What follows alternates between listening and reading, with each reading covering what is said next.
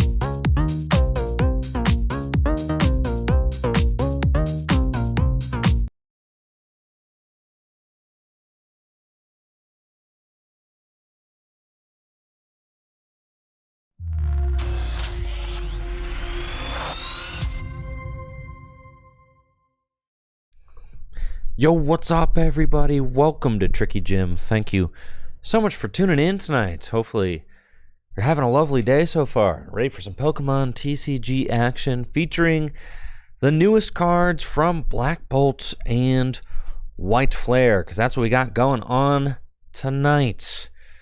Standard League here at Full Grip Games. Looks like we've got a great turnout as well. Which is funny. I think 2 weeks ago we had over 30 players just for our regular league night. And then last week we had like 11. And this week it looks like we're up, around 20 or so again. So, some weeks Some weeks are hot, other weeks are not.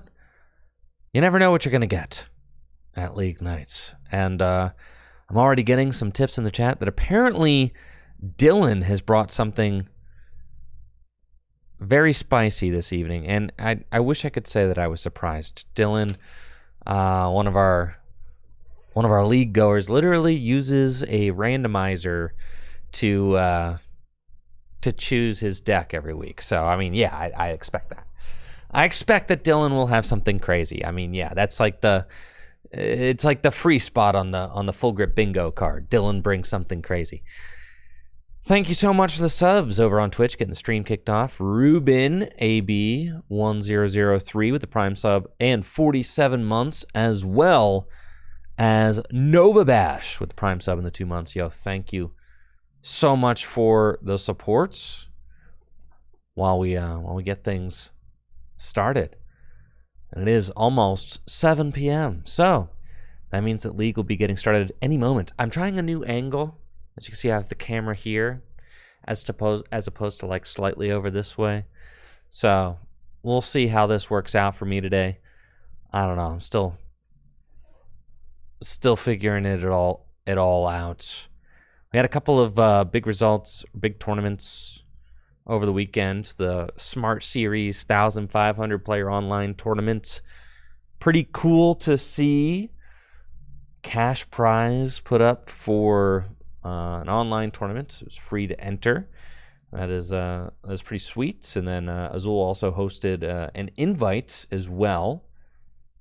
And it was cool to see what players brought to those respective events. The Smart Series event was won by Dragapult. Also had a crazy Ogre Pawn deck in top 8 or in second place.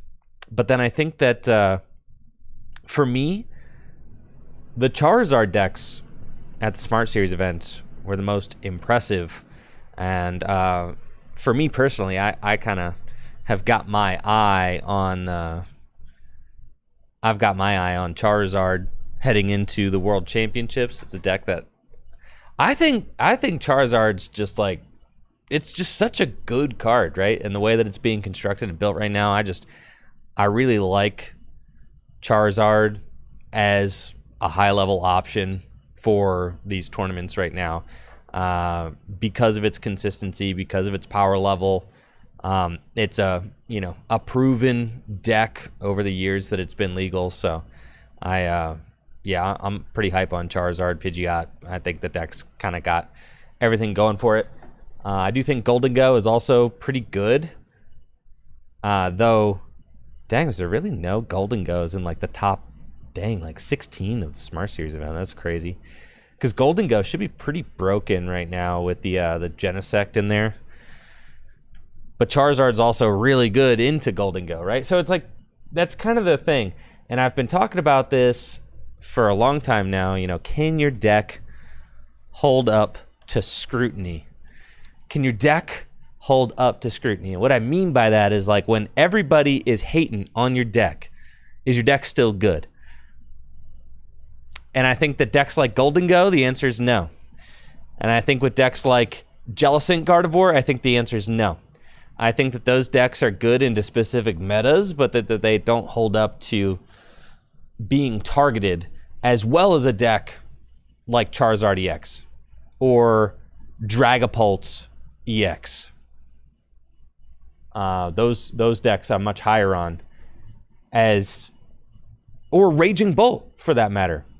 I think Raging Bolt is really freaking good.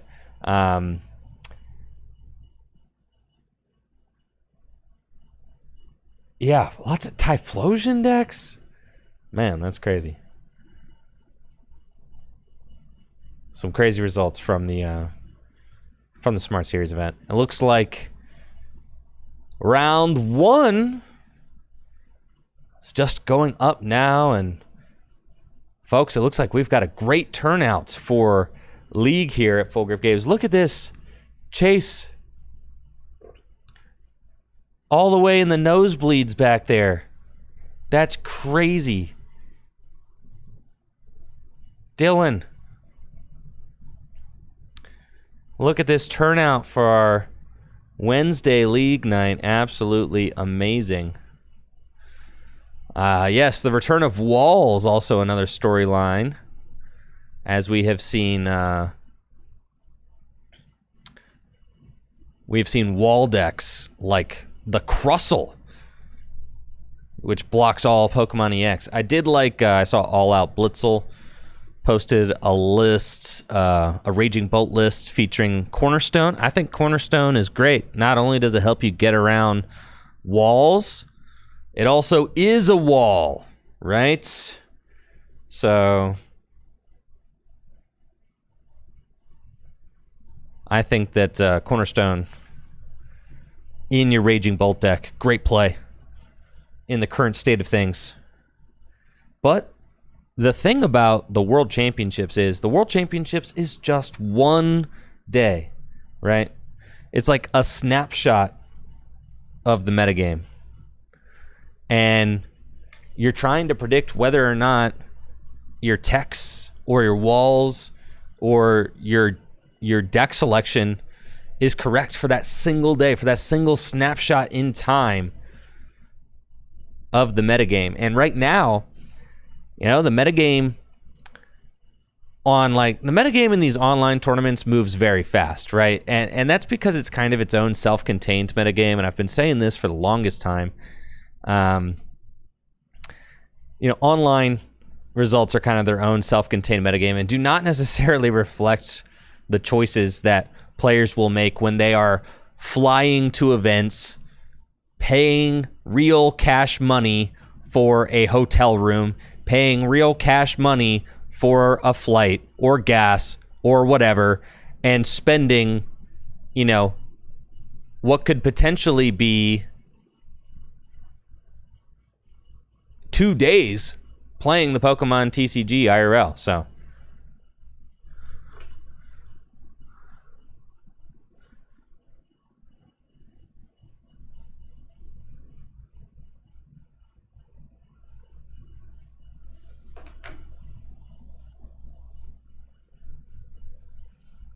all right, round one, we've got Joe Cornell versus Charles Edgar.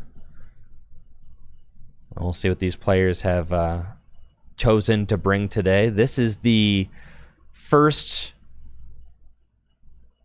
league night that we will be hosting with the new cards from Black Bolt and White Flare legal. Thank you so much, Carrion, for that Prime sub as well. Hopefully you have some safe and smooth travels wherever you're flying to out there. Appreciate you, Carrion. And then some quick, I know, people want reactions. Pokemon Presents, all that. I think Dragonite looks cool. I think people are haters. I've said before on stream that all of the Megas would do better if, design-wise, they just had more hair. Did I not say that?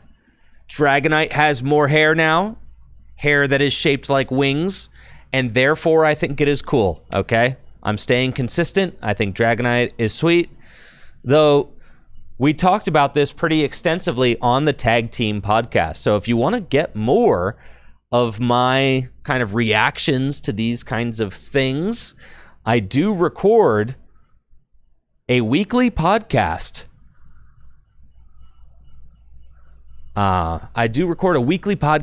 With my good friends Riley Hulbert and JW Creewall. All three of us regional champions recording a podcast together. Pretty epic, gotta say.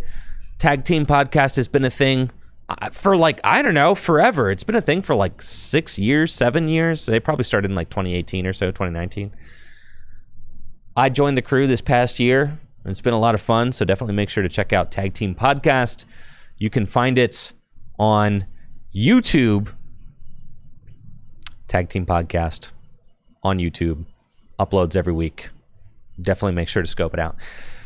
Round one is underway. We've got Joe Cornell on the left versus Charles Edgar on the right. And it looks like Charles is playing Dragapult. Charizard opens Charmander. It's got a Buddy Buddy Poffin. And it's going to play that right away. Search out 2 Pokemon. I mean, that's a pretty ideal start going first. You'll love to find turn 1 Buddy Buddy Poffin going first. very ideal. But Joe's got the free retreating Cleffa in the active spots.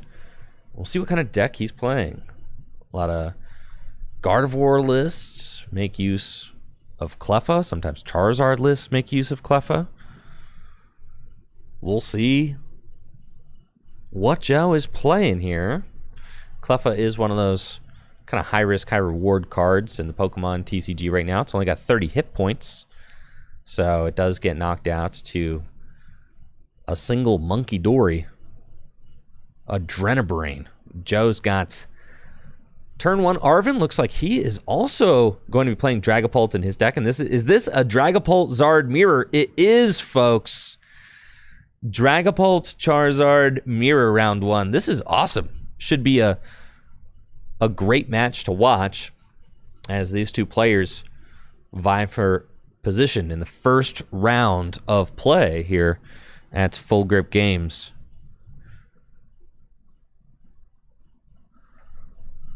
Looks like Joe's going to go get TM Evolution and Buddy Buddy Poffin. So probably won't be making use of Cleffa's Grasping Draw attack. Gonna Ultra Ball, discard Halucha and Professor's Research. We'll see what else he gets. Probably a Charmander, I'd have to imagine. Getting rid of the Research, kind of showing that he's got a solid hand for next turn. Isn't worried about needing that draw support or Research. He must have it all. And from the looks of things, I mean, yeah, he's got a rare candy in hand. I think he's got a stage 2 as well, potentially. And he will retreat into Dreepy and use that Technical Machine Evolution to evolve up 2 of his bench Pokemon. We've got Dracloak and Charmeleon. And let's see what Charles can do to respond. The turn 1 Arven TM Evolution. Very strong starts from Joe.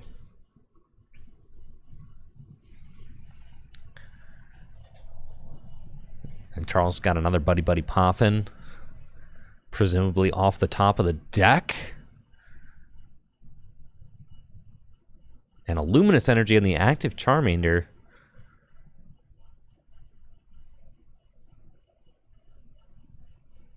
Going to continue filling out his bench with a Buddy Buddy Poffin for Charmander. Dreepy does have an Arven in hand that I could see, so could counter this with a TM Evolution of his own.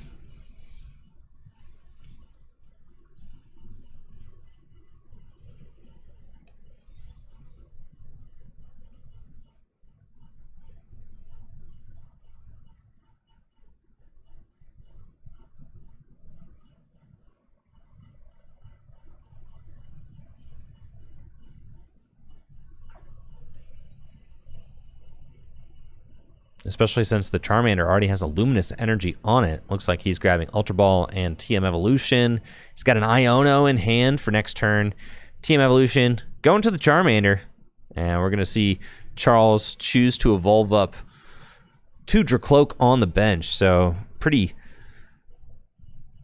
mirrored starts from both of these players as they evolve up into their stage 1s. And we're going to see who makes the first move. I do think that Joe has Rare Candy Dragapult in his hand. And there it is, Dragapult EX. Absolutely stellar start from Joe. And an Iono. We'll send both players' hands to the bottom of the deck and get 6 cards.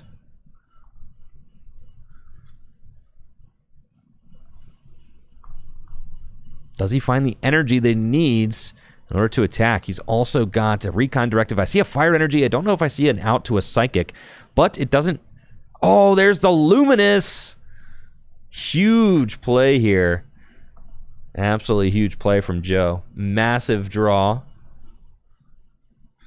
Jet Headbutt would have taken the knockout on Charmander, but a Phantom Dive is even better, as he'll get to place 6 damage counters on one of his opponent's bench Pokemon as well. Another Ultra Ball, discarding 2 supporters, letting go of an Iono and a Research. Looks like he may be eyeing up a Charizard just to get that Charizard into play, offering some serious board stability, and then also thinning the deck of 3 Fire Energy. So here we go.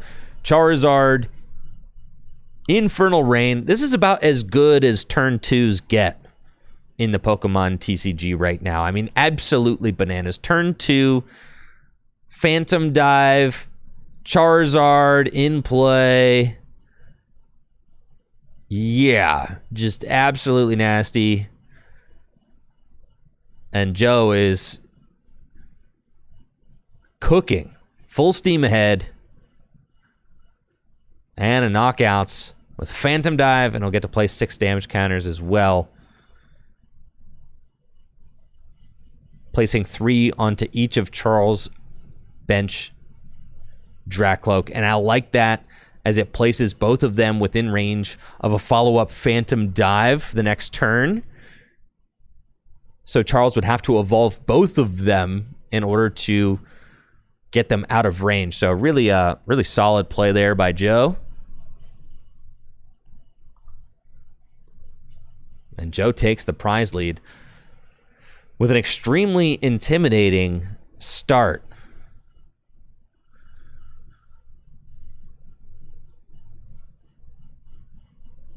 Now, let's see what Charles can do. No energy on board. I mean, look at the discrepancy between board states right now. Joe with 5 energy in play, 2 stage 2s in play, not a single damage counter on the board, up a prize.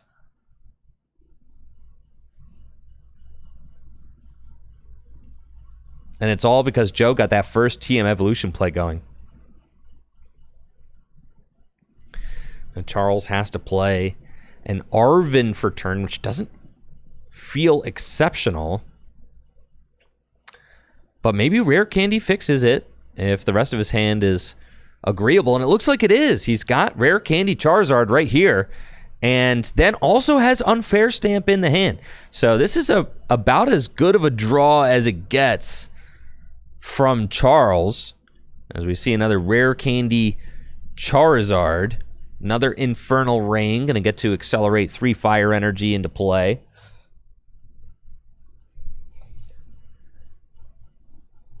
We only see 2 Fire Energy put into play from Charles, so maybe some Fire Energy prized there, or in the hand. And then I think we also have a Dragapult EX in hand, so that is huge. It's Charles, and has the Luminous, so actually just about as good of a response as it gets with the Unfair Stamp to boot. I mean, pretty nuts. And is Charles going to let it rip? Here goes. Unfair Stamp. Wow. Charles going blow for blow with Joe right now, as both decks are just completely popping off. And we'll see how these players draw off of this Unfair Stamp. Joe going to get set to a hand of 2. Charles gets 5. Charles already played a supporter for turn with the Arven, but does also have a Recon Directive that he'll get to use to increase his hand to 6 after the Unfair Stamp. And Joe, I mean, just has a single Recon Directive to work with off of this, but does have a nice board state. So it's not like his board state's going to get evaporated here. And I think I do see maybe a Boss's Orders in his hand off the draw.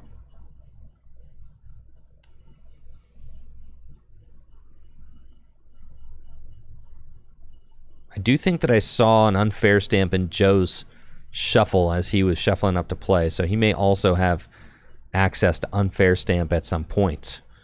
Charles finds a second Recon Directive and is continuing to churn. And now you could even say that Charles has the upper hand in this situation, as he is going to get the first major swing onto a Pokemon EX. And if he wanted to, he could tie the game up right now by placing 3 damage counters on the Cleffa. I don't think that's correct, but I mean, he could, right? I mean, and that's just how close this game is already. Huge Phantom Dive from Charles. 200 damage to the Dragapult, 3 damage counters on Dracloak and Charizard. I like that placement from Charles. And what does Joe draw? He's got a Recon Directive. And keep in mind, Joe just Ultra Balled away an Iono and a Research, so he is low on supporters in the deck. I think he also Ultra Balled away a Research in the opening hand.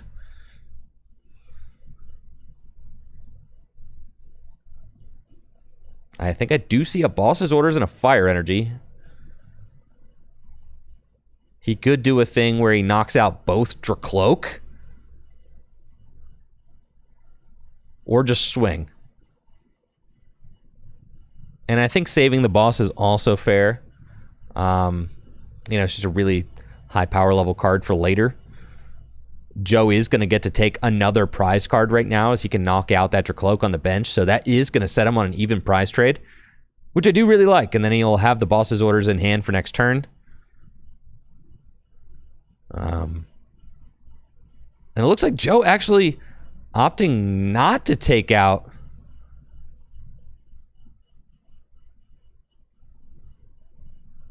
the Dracloak, and instead is going to spread 3 to the other Dracloak and Charizard, while dealing 200 damage to Charles' active Dragapults. Let's see how this play works out for Joe. Leaving the Dracloak on Charles' bench does mean that he'll have 2 Recon Directives. We also know that Joe is going to be losing probably both his Dragapult and his Dracloak this next turn, right? So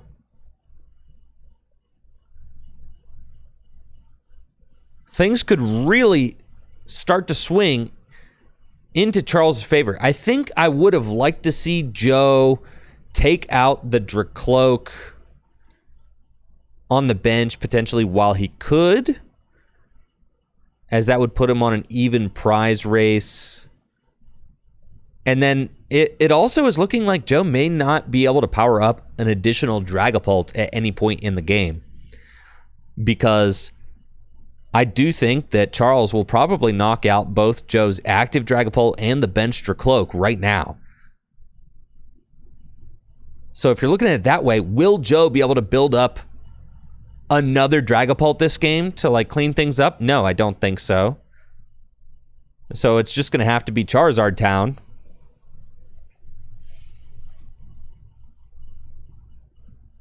And at a certain point, Charles will be able to one-hit KO your Charizard as well, or could soften it up to the point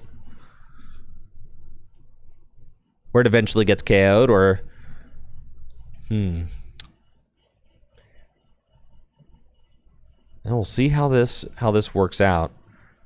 A Monkey Dory would be huge on either side, and maybe that's what Charles is going for. I do see a Luminous in Charles's hand right now.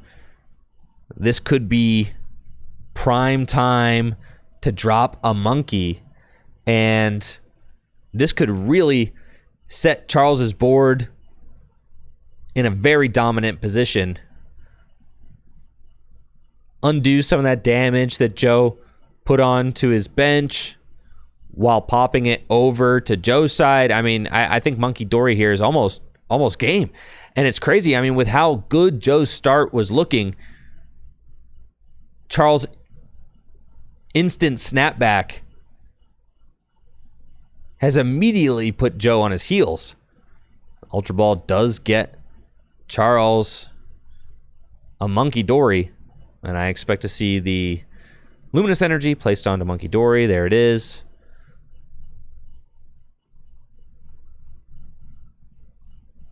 And then he can use that Adrenabrain ability to move some damage counters from his own board to Joe's. But first, Professor's Research. Discard the hand, draw 7. And I'm trying to think of a way out for Joe, but like things seem really troubling here.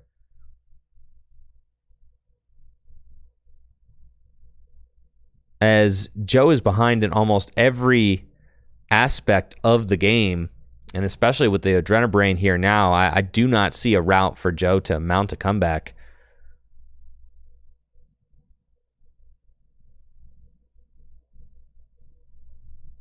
We've got Adrenabrain moving 3 damage counters onto Charizard, placing it at 6 damage counters. So then even that Charizard, which is the strongest thing on Joe's board, will potentially get knocked out in just one hit because of this residual damage. And just like that, Charles takes 3 prizes in a single turn. And now, if Joe does anything,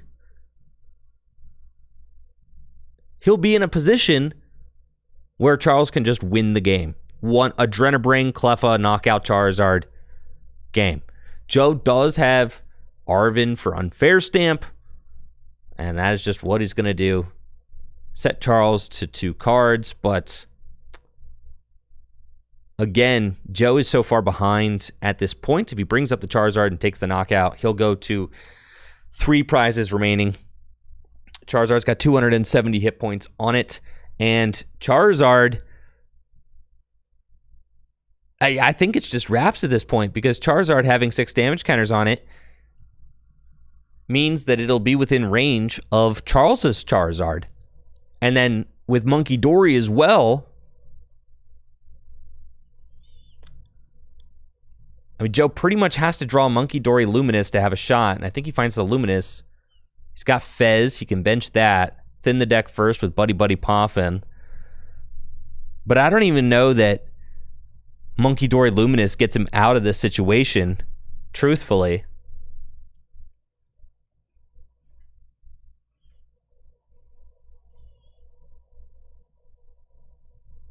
Just Charmander off of the Buddy Buddy Poffin to thin the deck and then flip the script. We'll net Joe 3 more cards.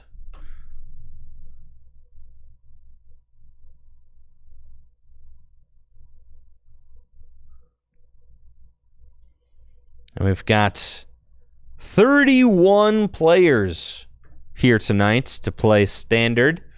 The first night that Black Bolt and White Flare is legal. So an exciting league night here at Full Grip Games. 31 players. Which means that there is over $300 store credit in the prize pool.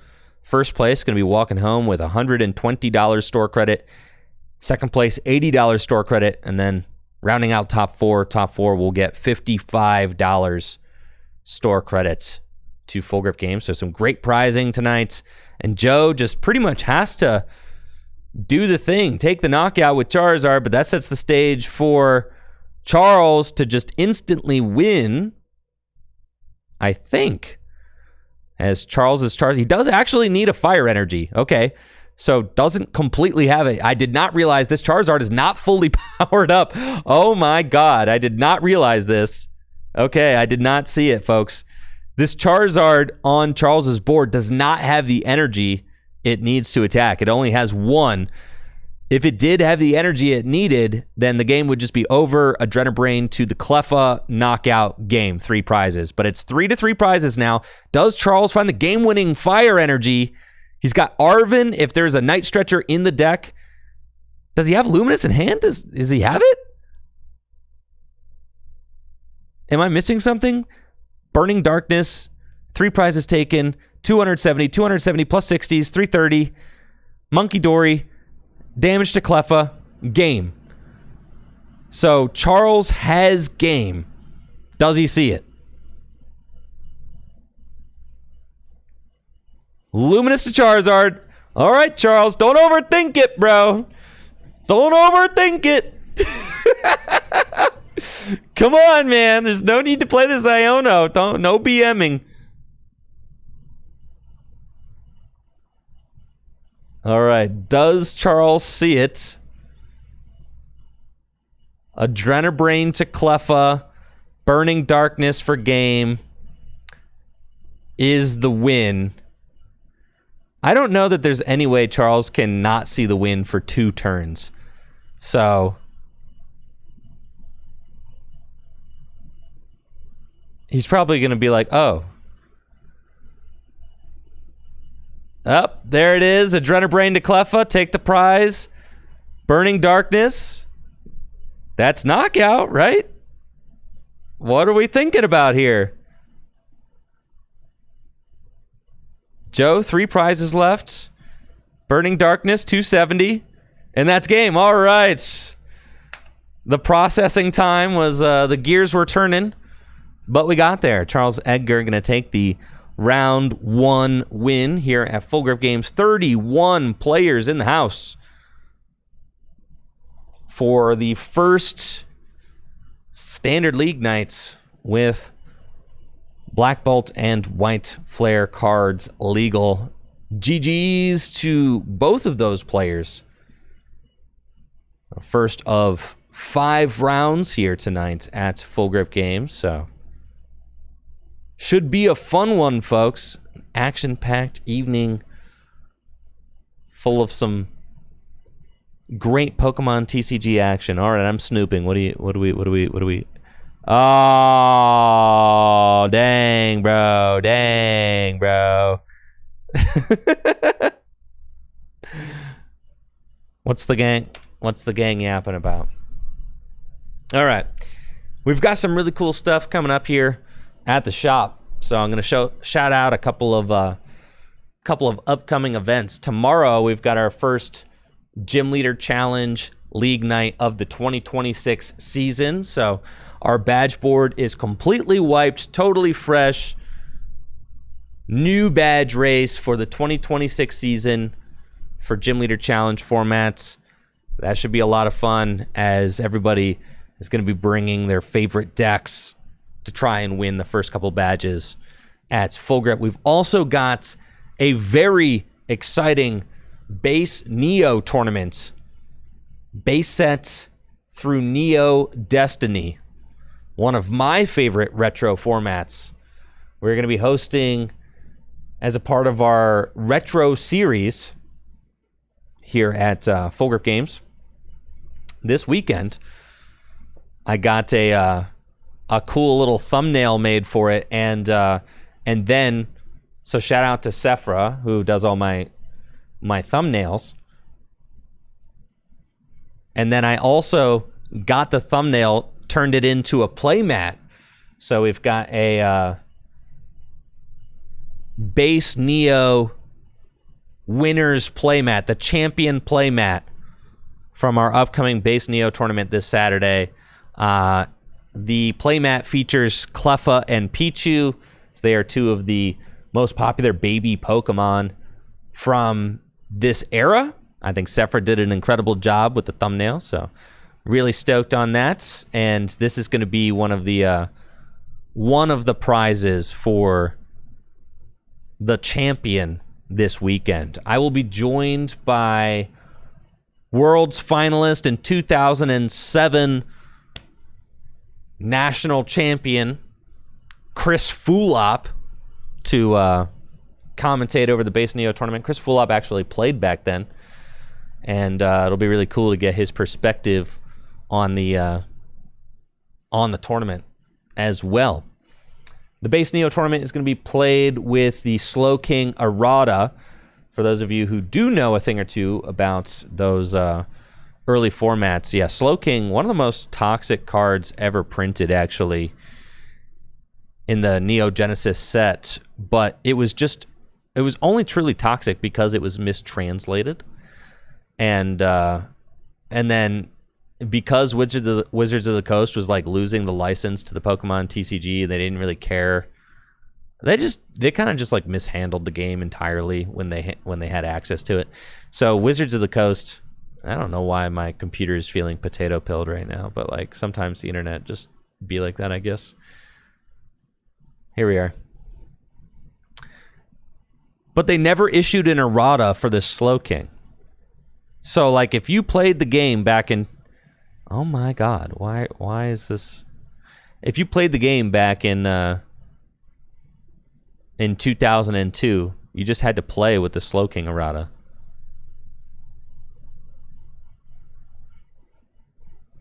And apparently my computer does not want to load pkmncards.com. But yeah, the Slowking is like crazy. So we are going to play with the card the way it was printed in Japan. Here it is. Mind Games. Whenever your opponent plays a trainer card, you may flip a coin. If heads, that card does nothing. Put it on top of your opponent's deck. Crazy, right? Absolutely nuts. This kind of ability shouldn't exist. And it's because it doesn't exist. It only exists because of a mistranslation. The card in Japanese reads that this ability only works if Slowking is in the active spot, which changes the dynamic of the card entirely because you cannot use multiple Mind Games abilities, and you have to have Slowking in the active spot, which means that you have to be using Mind Blast, which is a terrible tech. So, yeah. So Slowking's presence in base Neo it's historically accurate in the United States because everybody was forced to play with this Slowking, mistranslated because nobody cared back then. Nobody cared about the integrity of the game. Nobody cared about integrity, folks. But we here at Full Grip Games, we care about integrity. So we're going to play with a Slowking errata, which means that there pretty much won't be any Slowking being played, I suspect, because the card is not that good. Otherwise. Sneasel, though, was not actually banned in base Neo format. Sneasel didn't get banned until the first ever modified format, which is Rocket On. So Sneasel is legal, of course. Sneasel is a mainstay in base Neo format. Yeah, I think if you want to hear all my takes on like the stuff that's been revealed, again, you should check out the Tag Team podcast on YouTube. Most definitely.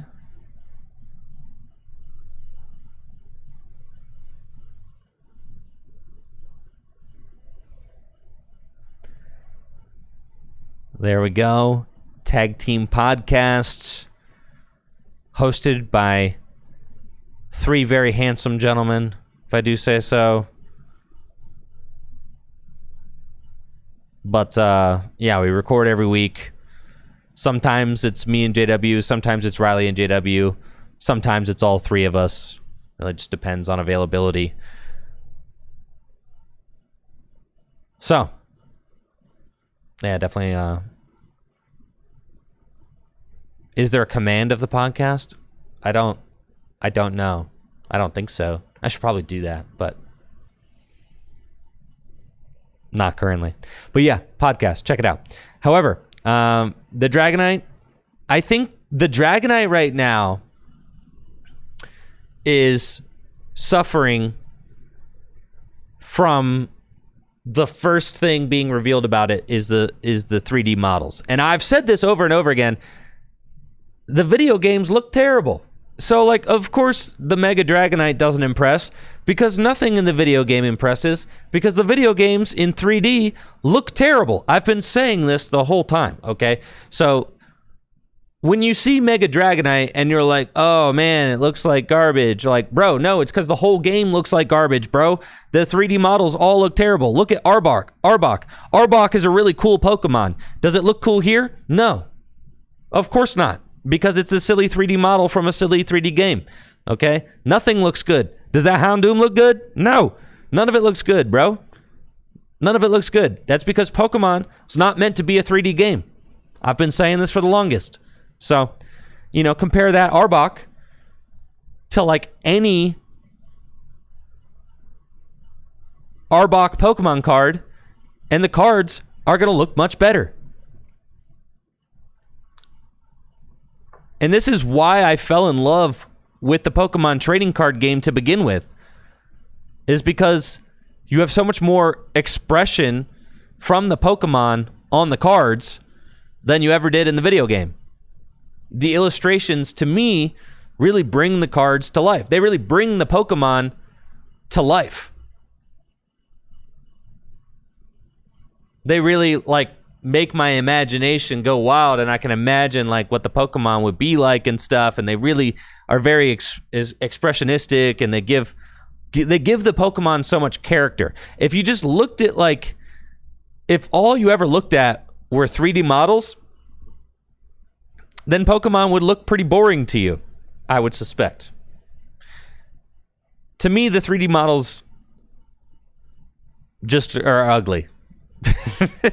They just are. That's it. But I bet you when they make Dragonite like a secret art rare, everybody's going to be like, oh my God, it looks so cool. And that's because it will look cool. All right. Also, Dragonite is a goofy looking dude, bro. Dragonite's been a goofy looking dude since the beginning. I don't get why people are all up in arms about how Dragonite. I think the concept of Dragonite, cool. I think the 3D games look terrible. And basically, so like my kind of reaction to like the games and everything, the new Legend Z to A and all that, is just like, Pokemon used to just make the same game over and over again. But I used to like that game with like the pixels and everything. Like that I used to like that. But now like I don't like the way these 3D games look, and now they're making the same game over and over again, but it's like the 3D version of it, and I don't like the 3D games very much. So like I was more inclined to buy the same game over and over again when it was like a game that I liked. Like I actually like really liked you know, red and blue and yellow and gold and silver and crystal, ruby and sapphire and emerald. I really liked all those games. So when they, you know, just made that game over and over again, it was like, all right, well, that's fine. But now that they're like making the same 3D games over and over again, I'm less interested because I don't like the 3D games. I know there's a lot of people who like love Legends Arceus or whatever, but I don't need to play more. I don't need to play more Legends Arceus, right? Like I felt like Legends Arceus was a fine game. I don't need to play more Legends Arceus though. I felt like it was like okay, but it wasn't like great. It didn't. Honestly, I felt like it was just fine. Whereas like all the other Pokemon games that have been released late, like Scarlet and Violet, to me was terrible. Unplayable. Like the fact that you can't go in stores or anything like that, and yeah, it's just it feels very rushed and cheap is kind of how Scarlet and Violet felt to me. My least favorite part of Sword and Shield was the wild areas because they also didn't run very well and were kind of glitchy and like low fidelity, and to me I just have not enjoyed the execution of a Pokemon game since they've gone 3D, really. It has felt like, you know, and now I'm playing Donkey Kong Bonanza, and I don't know, have any of you guys played Donkey Kong Bonanza? Holy crap, that game is crazy, dude. Any Bonanza-ers in the chat? Just like, what an incredible experience to play Donkey Kong Bonanza, to like actually have just complete and utter freedom. I just find myself just like smashing things just to smash things in Donkey Kong Bonanza, right? Like,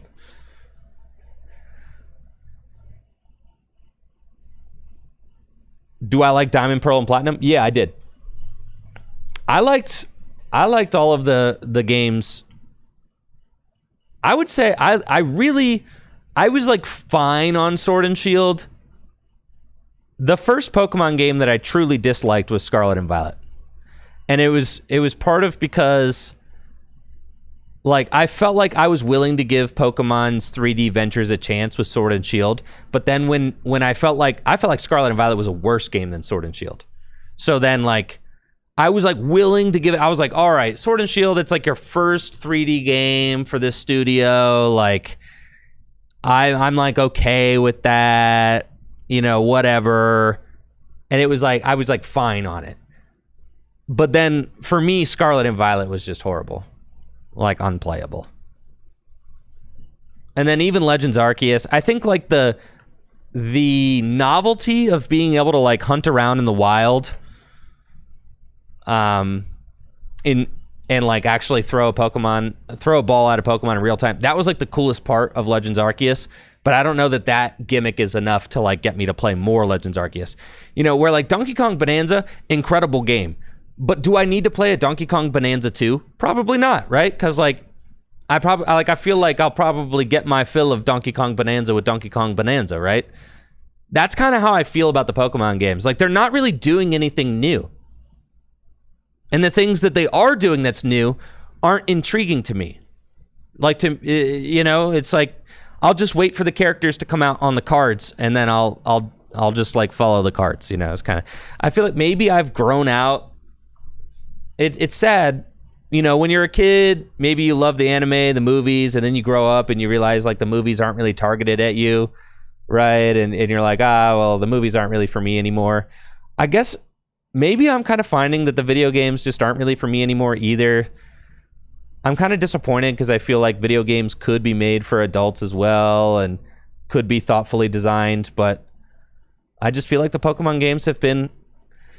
Compare the Pokemon games to any of the other like incredible games that are coming out, you know, for a Nintendo system, right? Like compare it to all the other AAA games from Nintendo. I mean, I think that there's just like a ton of cope in the Pokemon community to think that you can compare like the newer Pokemon games to any of the other AAA games coming from Nintendo. They're not even close, right? They're not even close. Like the Zeldas, the Donkey Kongs, the Marios, those are all incredible polish.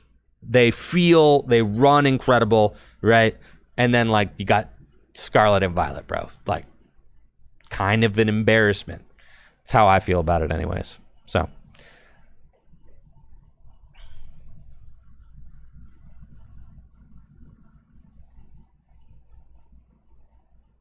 you know, and at this point, like I'm 36, I'm a dad. I barely have time to play video games, frankly. You know, in my life right now, I just barely have time to play video games. Oh my God. Okay, and we've got the Donk deck is back. I don't even have the overlay up yet, dude. Joaquin is back with the Donk deck, and he's going first. Can he donk a Pheasantipity EX? I don't think so.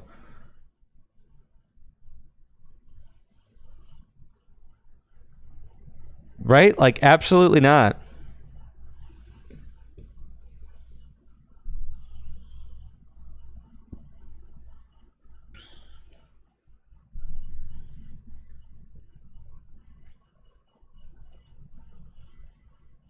Austin is one of the locals to our area who has a World's invitation this year, so going to be attending the World Championships. He was tied for 125th place. You know, Joaquin looks like way too excited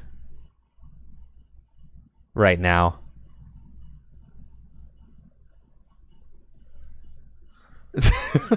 considering Joaquin is up against a Fez, I don't think that Joaquin can dunk this thing, right? So like, what are we going to see? What is going to happen? I don't know. Anyways, let's do this thing.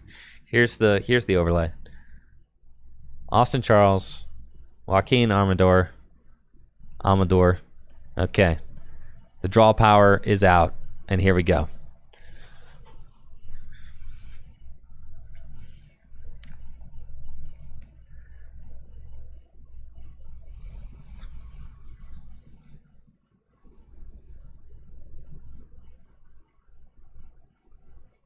Future booster energy capsules, sure. Squawk and Seas.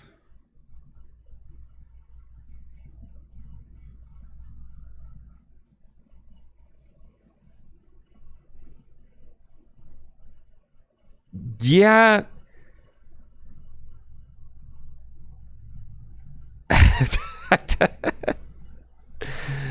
Okay.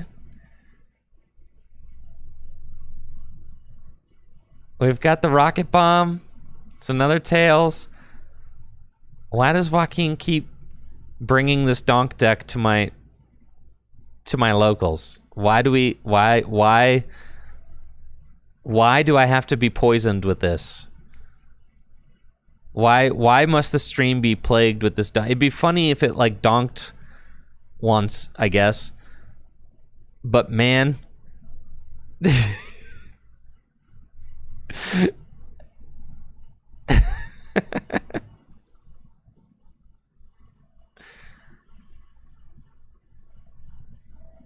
yeah, I mean, I could talk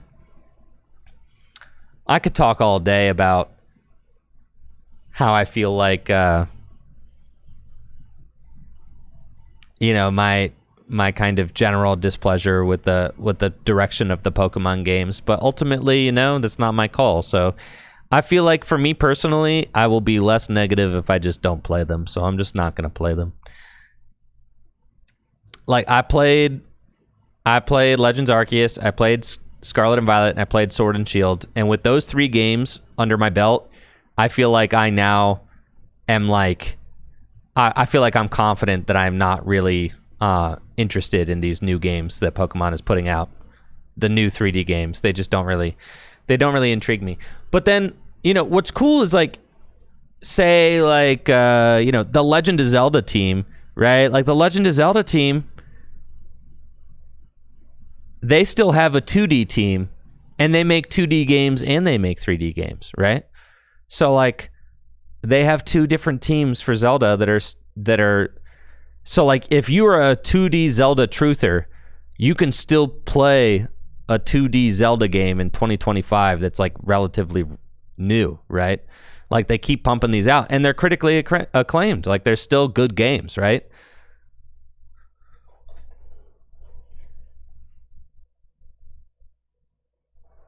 They're still critically acclaimed games. They're getting like great reviews. I mean, I've enjoyed them as well from what I've played of them. But then like Pokemon has kind of abandoned its 2D-ness and now is just dove into 3D, and I don't feel like it does either. It's not. So now to me, it's not doing, like the Pokemon games department isn't doing anything well. It's like,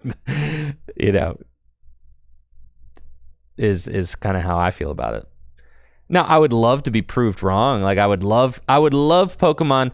I would love Pokemon to win me back.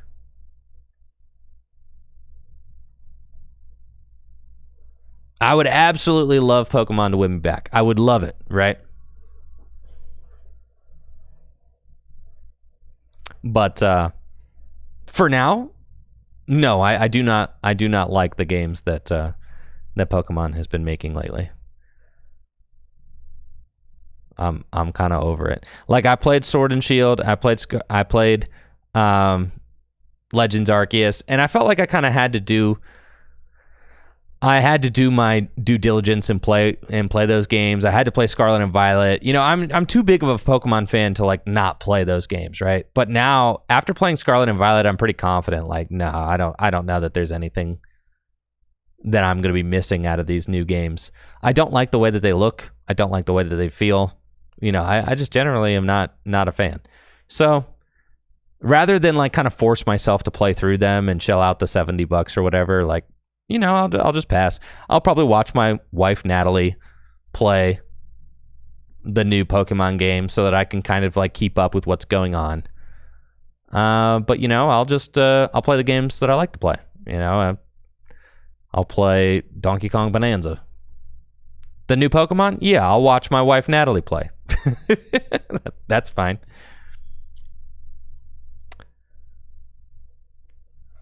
To me, I feel like the aesthetics of the new 3D games look terrible. That's something I feel like they're completely artistically like kaput. Like I feel like they just look bad.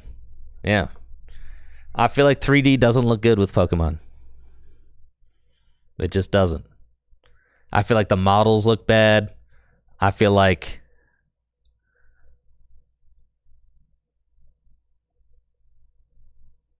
I didn't say I want my Pokemon edgier, Trainer CC. I literally didn't say that. Though I do think that Pokemon should go back to having real villains instead of all these fake villains.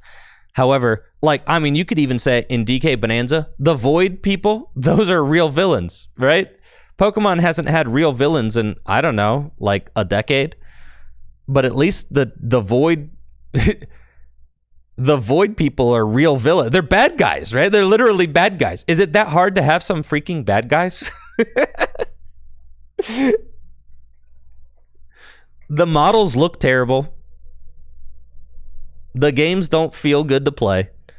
Yeah, I'm just like, you know, I'm out of it. So, for me, I have been enjoying working on my Emerald Nuzlocke. That's what I'm working on. So, like, if I'm going to play, you know, last year I did a Fire Red Nuzlocke. I really enjoyed that. Now I'm still working on an Emerald Nuzlocke. Emerald's my favorite Pokemon game of all time, for sure. Regular. I'm playing the actual cartridge, yeah.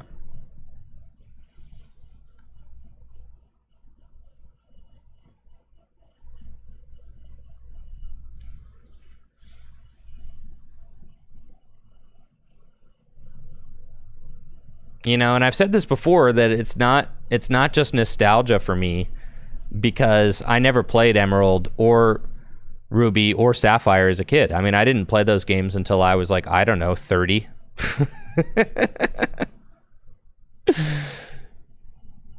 I just started a new Emerald run recently and I've got, it's actually, I think it's the freaking God run.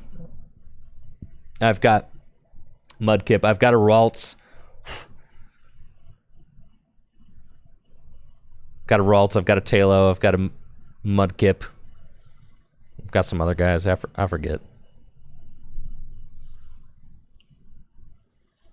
But I was very excited. I found the Ralts early on, which is like a crazy encounter. You never get that. But, you know, I mean, it kind of, for me, you know, I fell in love with the trading card game for a reason.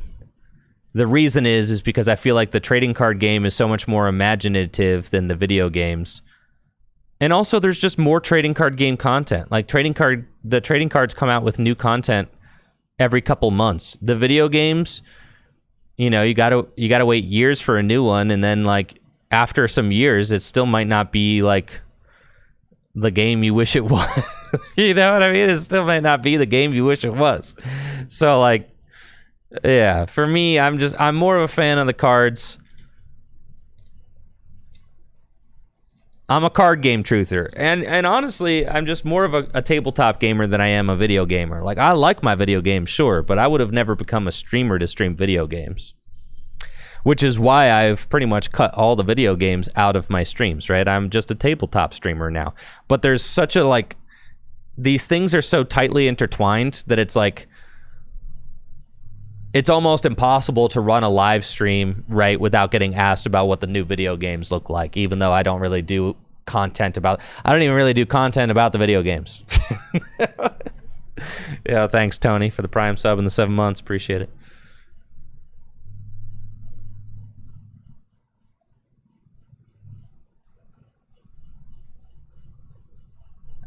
But my first ever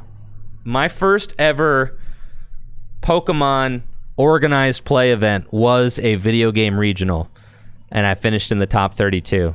All right. And I had absolutely no idea what I was doing. I finished like 18th place. No idea what I was doing. The tournament was single elimination. It was literally single elimination. This was before they combined the video game regionals and the trading card game regionals. This was a video game only event. And sorry I'm not talking about the match. It's just that like Joaquin is like playing a literal Donk deck and Charles is going to cook him, okay? And Austin's going to cook him, okay? There's not much to talk about here. Joaquin missed the Donk and then like Joaquin will lose is like what we've got going. like Joaquin will lose this game. Austin will win. You know, it's just kind of, we're going through the motions now. I don't know why Joaquin keeps bringing this Donk deck, but like, you know, here we are. Thank you, Tony, for the Prime sub and the 7 months. I appreciate it. Yo, thank you.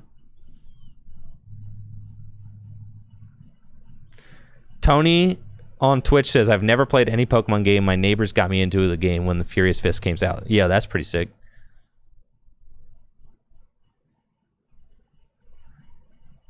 What's the Pokemon in the active on Joaquin's deck? That is a Volcanion EX, folks.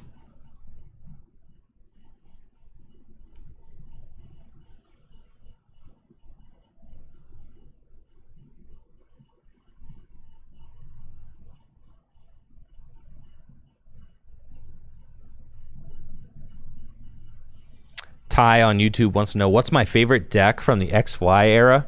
Well, it's got to be Landorus Crobat. That was the deck I won a regional championship with. Landorus Crobat, baby. Got Landorus EX. You got Crobat from Phantom Forces. Golbat. Man, broken deck. Yo, thank you, Trainer CC, for that sub in the 13 months. Did I ever play Spinning Turn Donphan? My wife, Natalie, loves Donphan, okay? Loves that deck as well. And, like, my whole friend group was obsessed with Donphan during that, like, 2014, 2015 City Championship run. They were obsessed. My whole friend group was obsessed with that Donphan deck. But they didn't take my Landorus Crobat deck seriously. They thought that my Landorus Crobat deck was troll and fraudulent, and they wouldn't test against me playing Landorus Crobat, because they'd be like, well, yeah, your Landorus Crobat deck can beat us playing Donphan, but, like, we don't really care because, like, your deck is fake and nobody cares, right? That's basically how the conversation would go, right? They're like, your deck's not real. We want to play against, like, real decks, right? We're like, yeah, we want to test against, like, real decks, you know, so, like, we don't want to waste any time. Yeah, it's GG's. All right, Austin wins. Yep. Joaquin misses the donk. All right. GG's.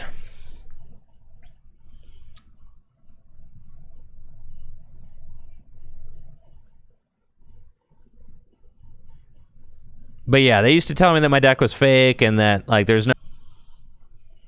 That's right. JW, who is in the Twitch chat right now,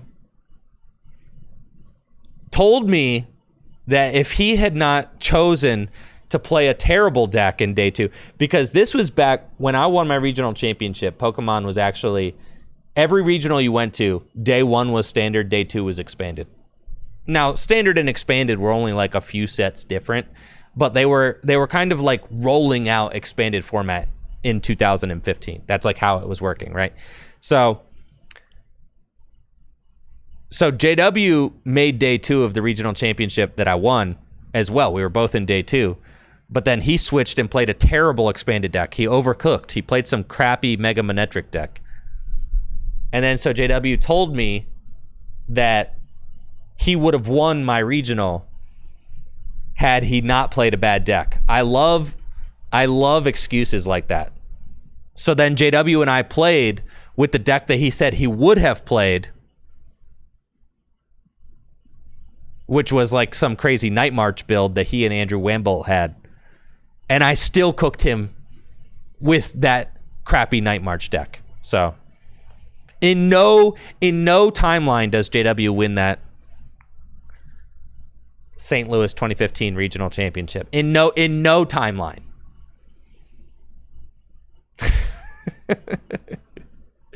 Sorry, JW. In no timeline. No. Now,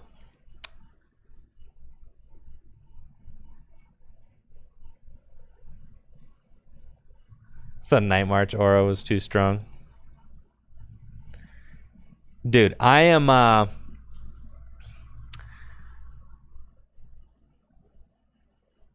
now my thing is that I tell Riley that I would have won his regional. There's a bunch of regionals that I would have won. If not for like frick, dude, if not for like one little thing. There are a bunch of regionals that I should have won. So many regionals I should have won, bro. So many regionals. The most egregious one, I lost to Azul in top 4 of a regional that I would have just absolutely destroyed. It was like one turn. It was literally one turn. Game 3, one single turn. Like I N him to like 2. He doesn't have the card he needs. I play my turn. I need him to not top deck the game-winning card. He top decks the game-winning card. It's like that, right? In game 3. Like, it's that close. And if I just make it to the finals, it's a cakewalk and I win. That one was really close. And then Riley's regional that he won, I've gone back and played again. I was the 9th seed, so I bubbled out of top 8, and he was the 1st seed. And I've gone back and played him.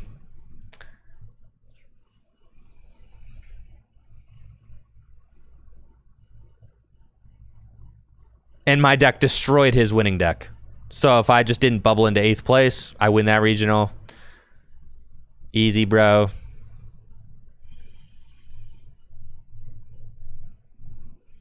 Oh, yeah, look at this. All right. Yeah, Azul had to knock me out of freaking finals just to get cooked by Pram, okay? The world's sexiest Buzz Rock deck that you've ever seen right here. Good God. Just a thing of beauty, man. This was probably one of my favorite decks that I've ever played. This deck was so freaking fun. Like, because this was Buzz Rock before people realized that it was good. Like, this deck had just gotten... Like, 2 players had just finished in, like, the top 8 of a European regional, like, I don't know, a couple weeks before this event. And, like, nobody was taking Buzz Rock seriously. And then as soon as I saw those 2 European players finish, I think they both finished in, like, the top 4 or the top 8 or something of, like, a European regional. And, like, I saw those results, and I was like, oh, yeah, this deck is for me, baby. I get to Hammerhead again? You've got to be kidding me. Yeah, thank you, Shiroyu, for that sub in the 63 months.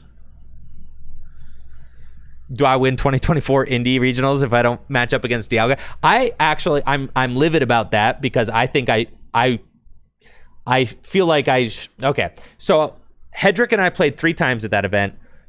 He won one of the series where he went first, and then we played another series in day 2, and I was on track to win because I went first in the series, but we ran out of time and we tied, even though I was very clearly going to win game 3. And then I went first in top 8, and I should have defeated him in top 8, as if you watched my top 8 match against Andrew Hedrick at the Indie Regionals last year, I was going for the turn 2 Greninja, but like I just drew like garbage, and it just didn't happen, right? So it's just like, I drew like garbage games 1 and 2. I mean, it was just like, my deck just absolutely crapped itself, which, you know, that happens. But yeah, I do feel like I definitely had a good chance to beat Hedrick there, but like his plot armor was super thick. But okay, so the reason why I win this regional, not only because I'm playing Buzz Rock into literally Zorak Lycanroc, but because I beat Pramawat twice this event. I played Pram day 1 and day 2 and beat him both times. I literally, Pram was not playing any counters in his deck to Buzzwole, dude. Not a single. No psychic type Pokemon. Tapu Lele does not hit for weakness. Nothing. No Mewtwo. No Mew. No nothing. I literally just destroyed every time I rolled up against Pram at this event. I destroyed him. So if I make it to the finals against Pram, that's another dub right there. And it's because of 1 card in my set against Azul. I mean, it literally came down to the final turn. It was such a close set. It was insane. And then the other one, yeah, this regional, Dallas, Buzz Rock again. I just decided to just say, screw it, and I just brought Buzz Rock to an expanded regional just to see what would happen for the lulz, and I got 9th there, which is pretty sick. But yeah, if I didn't bubble out of 9th, I play against Riley, who ended up winning the whole tournament. And look at this top 8, bro. Look at this top 8. All them Zorks. Dude, I would have feasted. I would have feasted on those Zorks, dude. And Drampas? God, it was so free. Just get me in there. Get me in there, bro. It would have been so free. It would have been so free. Oh my god. Yeah. But that's, I mean, winning Pokemon tournaments is really hard. It just is really, really, really hard. You know, you can get like as close as it gets. This regional, I played against my friend Jimmy Pendarvis in the finals. Like, we played a mirror match. I mean, Jimmy's like one of the GOATs. You know? Yeah.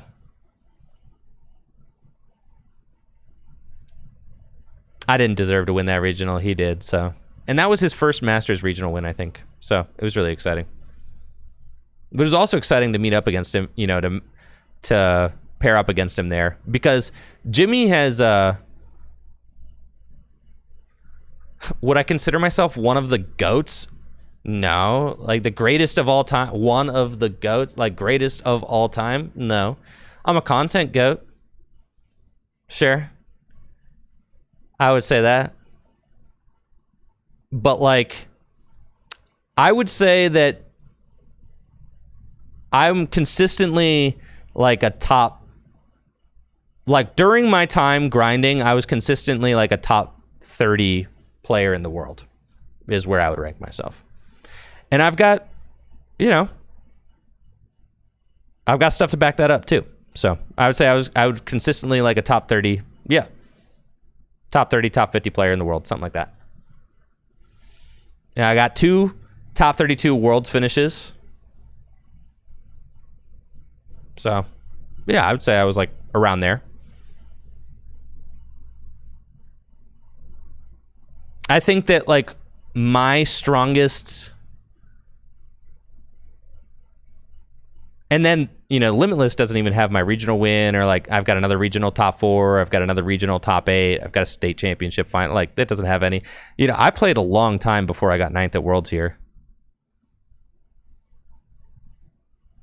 But yeah, during my time playing, let's see.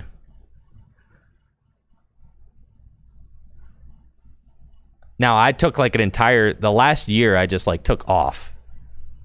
So...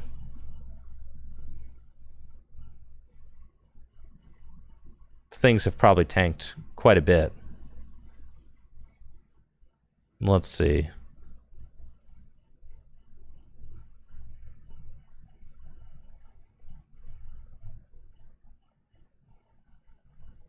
North America, Masters, apply selection. Yeah, so like Jimmy, I mean, Jimmy passed away years ago. And he's still 7 on this list, right? Like, that's crazy. That's why he's one of the GOATs, right? Mike Pramawat's one of the GOATs. Grant Manley is the greatest player to have ever not won a regional championship. Ian Robb, certainly making a case for himself being one of the GOATs lately. But look, I'm 30... Dude, and this is on Limitless, and I haven't played in a year, and I'm still 33rd on this list. Right? That's in North America. Do you see what I'm saying? Like, this is North American Masters Division since Limitless has been tracking results. Yeah, I'm 33rd on the list. You know what I mean? Like, that's, yeah, I'm pretty freaking fire at this game. So, like, when I say, like, I consistently rank myself between, like, I don't know, like around, during my heyday, I was certainly like a top 32 player in the world, you know, at any given point in time, I would say, you know, that's where I would rank myself realistically. And my strength, my strength is really in deck building. And like deck building and innovation is what I would say is like where my real strength lied. Let's see. You got to scroll really far to get to JW here, though. Yeah, JW. It's like, it's pretty hard to find him. Yeah, there he is, 76th. See, like JW, on the other hand, not a lot of points here. Notice how JW, if you look at this, you see, okay, Riley Hulbert, good amount of points. Andrew Mahone, good amount of points. Okay. You got to really dig to find JW. JW is like all the way. You got to go like multiple pages back. JW Cree Wall, not even over 200 points, bro. Like that's, you know, it's like, just saying.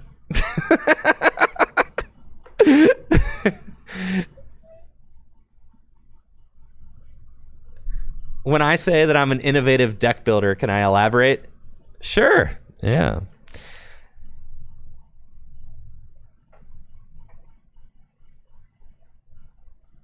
So when I played Night March at the World Championships, there was not a lot of other people playing Night March at that time. I had a really unique build. I had Virizion EX in my Night March deck, which was like very unique. Nobody else was doing that. I beat all the Seismitoad decks that I played against at this World Championships because I had a Virizion tech in my deck, which kept my Mew from... It made it so that my Mews couldn't get hit by Hypnotoxic Laser, which was huge at that particular event. I played Raikou Electric to a top 32 regional finish, which was crazy. I played a Turtonator GX in my Zoroark Drampa deck that I top 8'd NAIC with, which was like a huge... Nobody did that. That was crazy. Nobody did that. That was just like a... That was just a crazy thing. I really helped develop the Vikaray lists during this time. I feel like I was pretty instrumental in like helping to develop what these lists looked like during that format. I literally kind of like created Pika pads, which I got top 8 at a regional championship. Yeah, I invented Pika pads, bro. Ain't none of you guys heard of Pika pads, bro. All right, I literally invented Pika pads. Yep. Nobody was playing Pika pads. Top 8 at regional with Pika pads.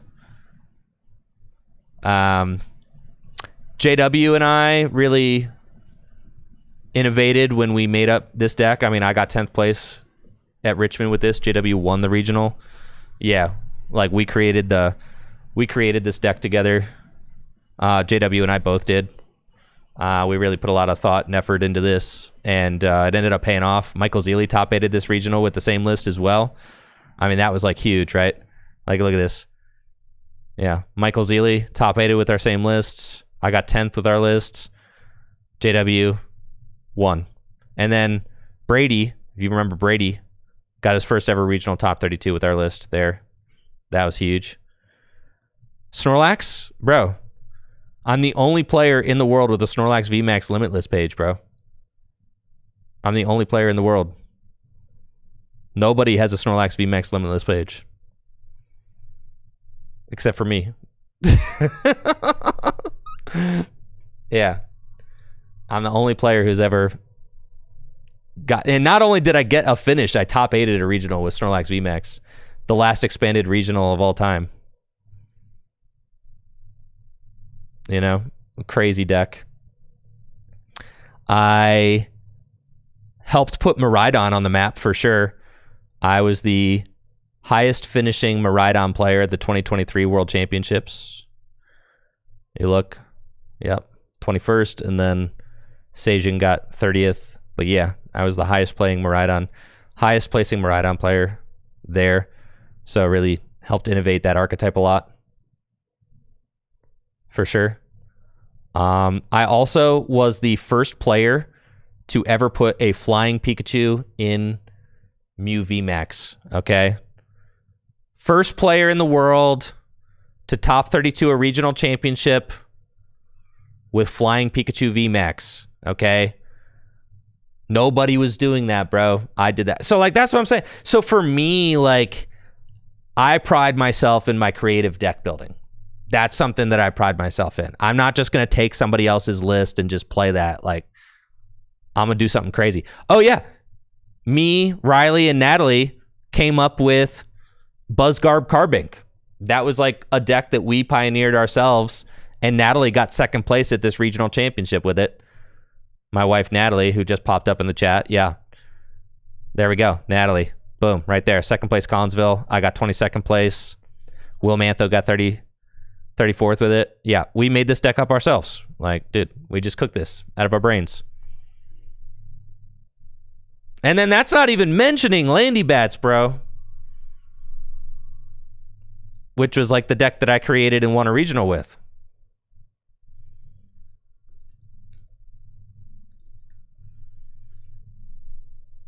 The first ever regional championship. The first ever regional championship produced by the Pokemon Company International. That's what it looked like, bro. Right there. First ever regional produced by TPCI. I was lucky enough to win that one. So that was cool. No, Natalie, I'm only talking about the good decks that I invented, okay, or came up with or helped pioneer. Not the bad decks, okay? There were some misses, okay? There were some misses. Who was producing regionals before? Nobody or grassroots teams. That's who was doing it before. Round number 3 is upon us, folks. Let's go.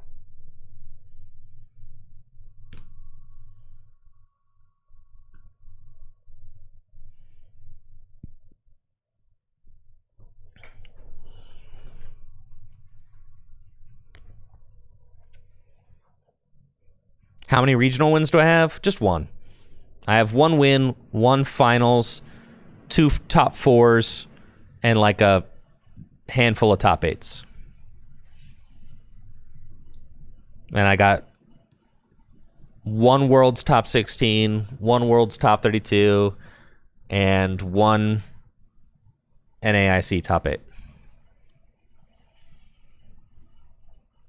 Honestly, thank God I got the 1 regional win. I felt like, honestly, there were so many regionals that I top 8'd that I like could have won, but like, thank God one of them actually worked out, because like, it just doesn't always work out. Look at a player like Grant Manley, dude. Like, Grant Manley, one of the greatest players in the world, doesn't have a regional win. Like, dude, doesn't have a freaking regional win. Like, that's, and he's been playing forever. He's top 4 nationals before, you know, he's had incredible finishes. It just doesn't, you know what I mean? Like, nothing's guaranteed, bro. Nothing is guaranteed. Nothing. Alrighty, folks. Round number 3 is here. We've got Dylan Ryan on the left versus Joshua Thompson on the right.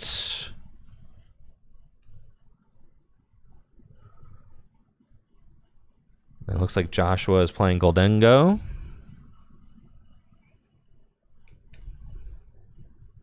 Both players are 2-0.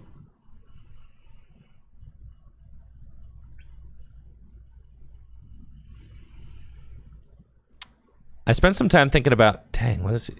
That is a whole Ends Rush Ram over there. Dylan's got a stream curse, bro. Why is Dylan playing? Dylan, why are you playing another bad deck on my stream? Why are you doing this to us, Dylan? Why must you curse us with another terrible deck?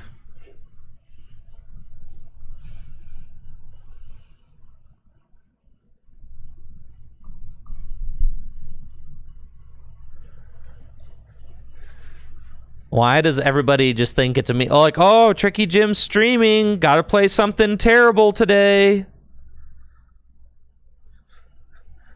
Gotta make sure that I bring the craziest, nastiest homebrew you've ever seen and make it look like trash. All right, Joshua Thompson setting up just fine. He's got 3 Gimme Ghoul right now. And Metal Energy to the bench, TM Evolution. No out to a Genesect V, unfortunately, or else I'm sure Genesect V would be, or not Genesect V, excuse me, Genesect EX. Sorry, I played way too much Mew VMAX.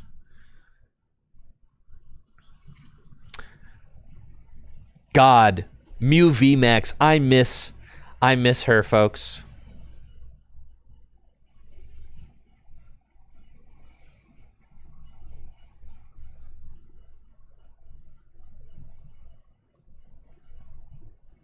All right, Dylan's got an Earthen Vessel. Maybe we can take a look at what the heck he's playing now. It looks like a Zoroark EX Toolbox deck.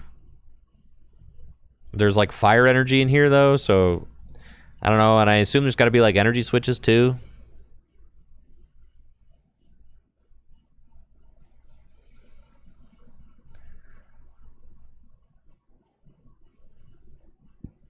Or is it? Yeah, I don't know. I'm not going to try and say I know what Dylan's playing because I have no idea what Dylan's playing.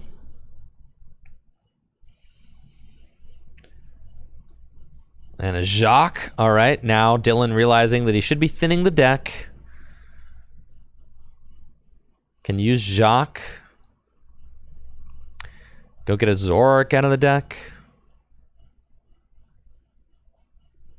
And a Frogadier. Good gravy, folks. That's a whole frog. A Frogadier. Okay. Sure.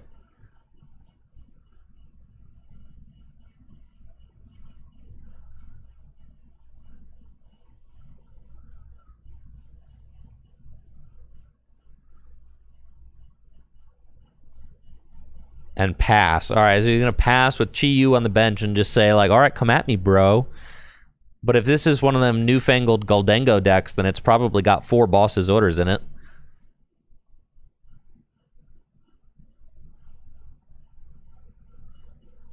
I think now, don't you coin bonus with the active now since you're playing Air Balloon in the deck? Yeah. You just coin bonus with the active, draw 2, because what if you hit... Unless you're playing Cypher Maniac, I guess, but... You don't even have to be playing Cypher Maniac anymore in these Goldengo decks. Yeah, that's like kind of a interesting decision with like your oh, Dylan busting out the Dragon Shield ability markers. Okay, I respect it. That's right. Maybe Joshua does not have a Genesect EX yet. It's possible.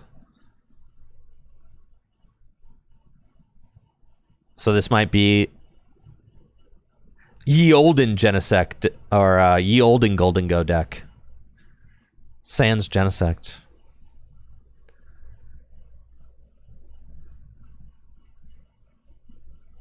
If that's the case, then probably not a lot of gusting options.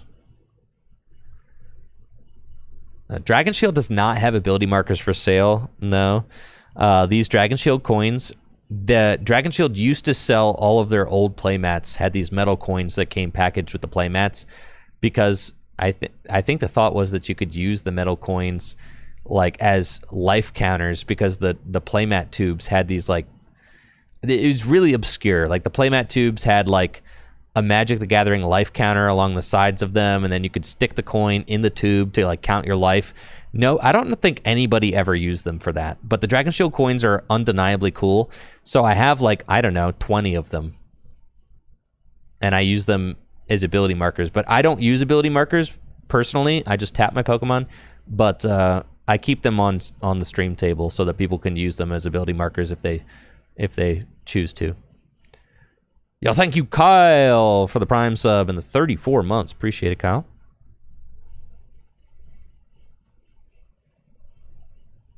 All right, you think Joshua just takes the knockout with Goldengo? I mean, at this point, Dylan does not have a backup Pokemon, so you could afford to just sack a whole Goldengo EX.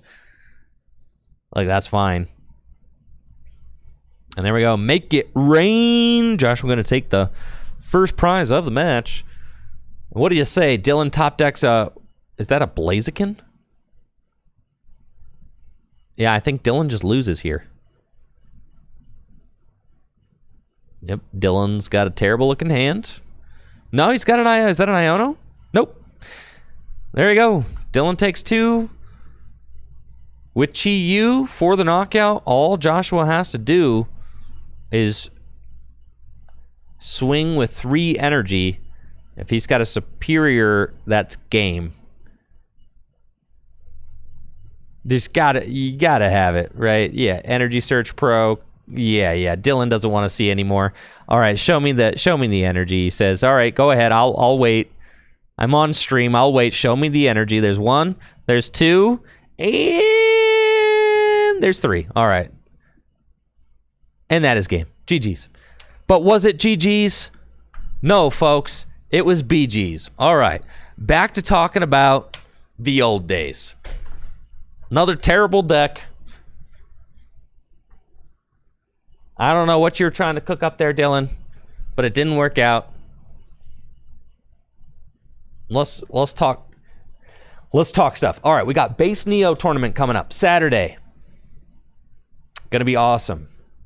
I am so excited about the Base Neo tournament, guys. It is gonna be so sick. Gonna be joined by Worlds finalist Chris Fulop, 2007 national champion Chris Fulop, self-proclaimed best limited Pokemon player in the world Chris Fulop.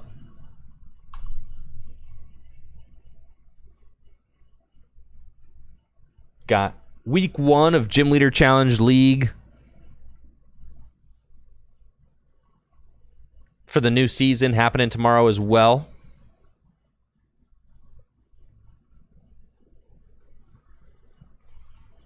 But yeah, Landorus Crobat.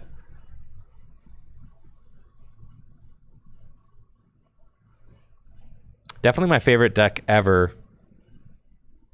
Dang, the Ohio State Championships, dude. Oh, I didn't even know this video existed. Yeah, dude. I got second place at a state championships with Landy Crobat. Dang, look at that pile shuffle. 2015 was a different time. The Jirachi start, the Louis Vuitton playmat. I got absolutely annihilated in this finals. I was playing against Toadbats. Night March at Worlds, but yeah. If you go to like Pokemon's, if you go to like Pokemon, like the official Pokemon YouTube channel, and you go to like their oldest live streams. Okay, can you sort by... That's where my video lives. Yeah, literally oldest. No, it's not that. Where the heck is it though? Videos, oldest. Yeah. It's like... How long ago was my regional? Like 10 years ago. Forever ago. 10 years ago? Holy crap, dude. It has to be like around here somewhere.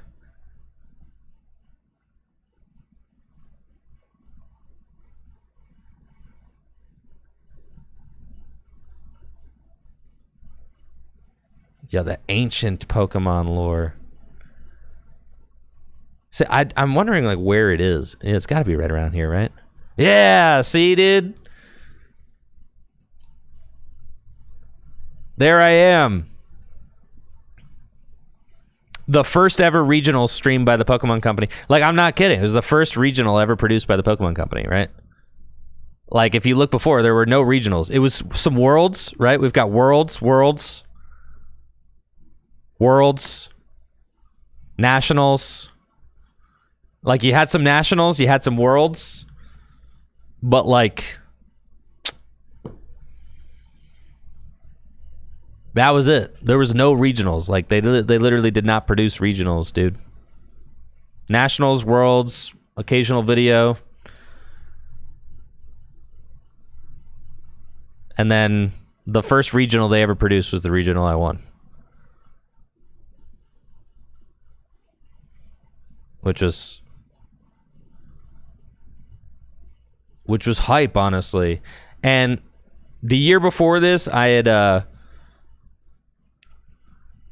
I top 4 to regional with Raybor, and the year before that, I had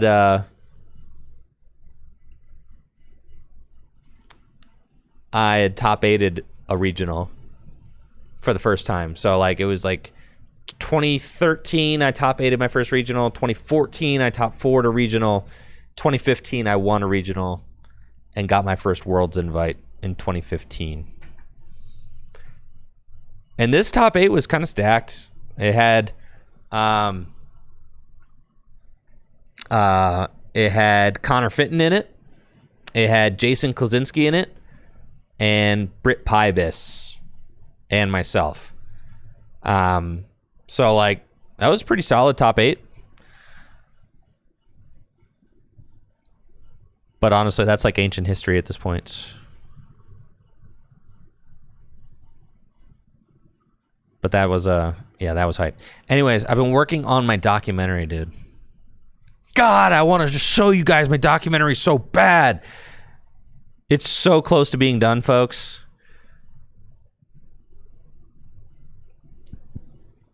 I want to spoil it so bad. The documentary is crazy.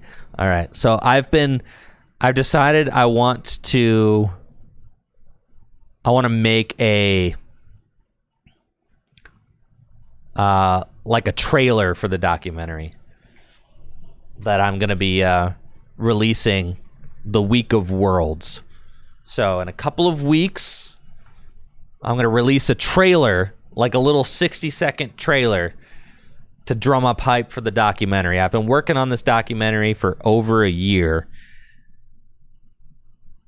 And the documentary, I have like a release date. The release date is gonna be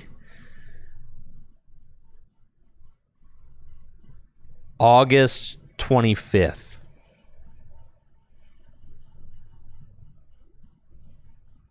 I think.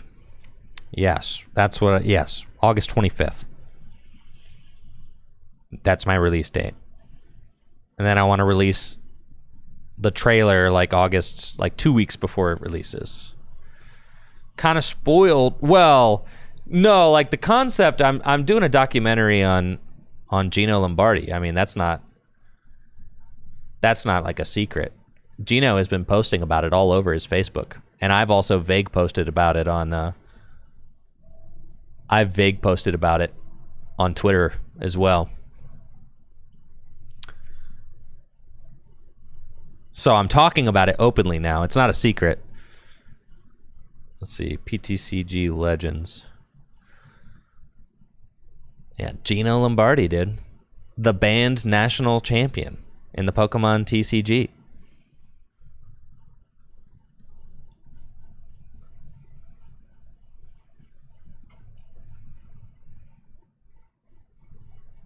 The one and only, dude. 2008 U.S. National Championship winner. Gino Lombardi.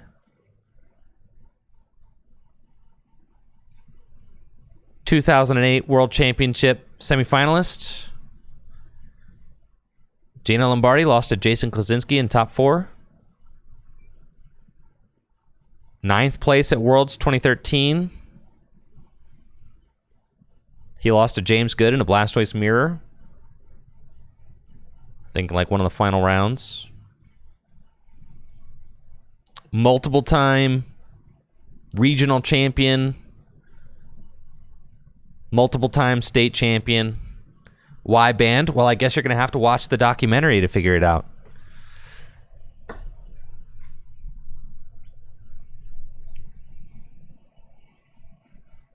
But let's see. I've got Gino. I've got, as far as players that I've interviewed for the documentary, I got Gino. I got Mies Brennemeyer, who's the 2015 World's finalist. I've got Jay Hornung. I interviewed pretty extensively. 2-time World semifinalist. U.S. National semifinalist. U.S. National finalist. I mean, just like a stacked resume. Right? Like, just like one of those players who's like gotten 2nd or 3rd or 4th. Like, just so many, you know what I mean? Like, look at that. 2012 World Championships, 3rd. 2012 U.S. Nationals, 3rd. 2009 World Championships, 3rd. I got Pram, dude.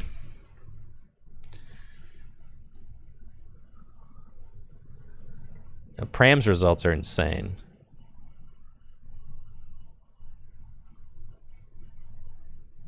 Holy crap, man.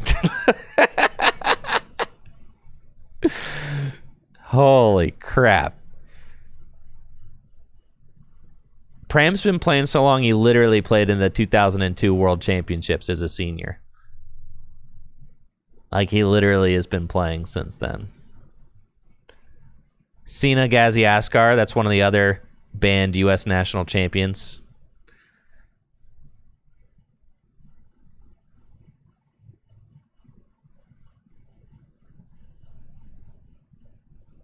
Tom DeLozel is a senior. Dang, that's crazy.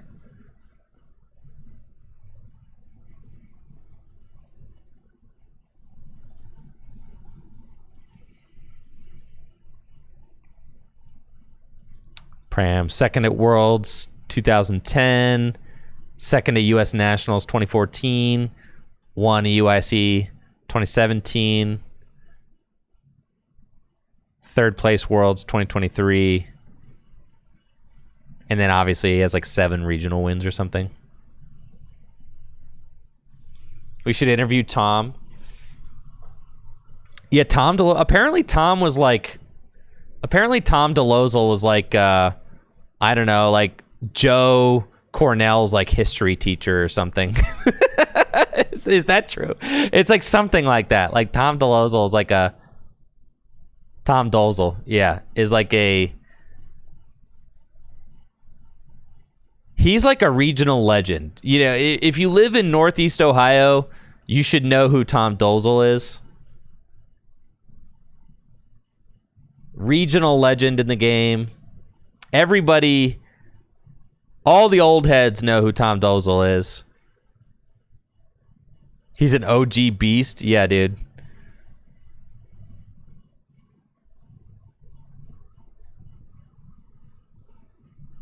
(32nd place, the first ever Worlds run by TPCI. Second at Nationals, 4th at Nationals. All the old heads know who Tom Dozel is. Oh, yeah, dude. 5th at Nationals. 3rd at Worlds. You want to know something crazy? You want to know how legendary Tom Dozel is? Let's see. Is 2015. Is NAIC results on Limitless? It should be, right? Or U.S. Nationals? I don't know. Let's see. 2015 U.S. Nationals. All right, it is there.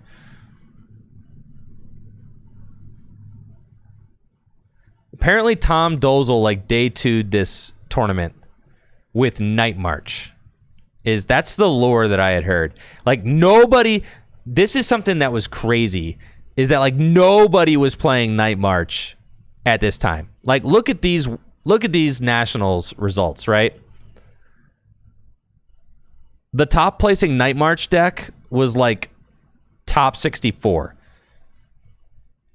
You had a couple of top 64 lists, you know, but people did not take Night March seriously at U.S. Nationals, right? And then if you look at Worlds from that year,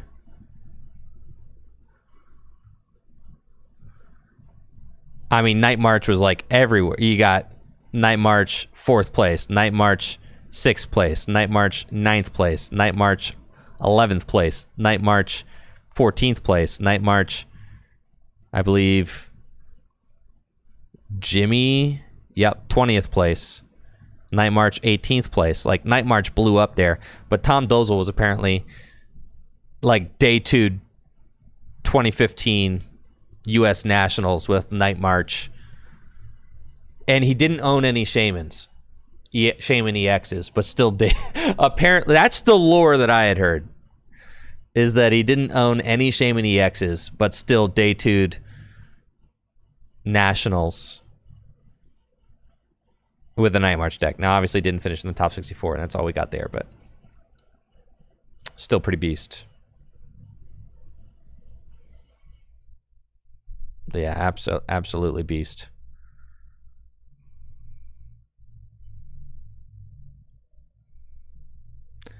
Let's look up JW. JW has way too many regional wins, bro.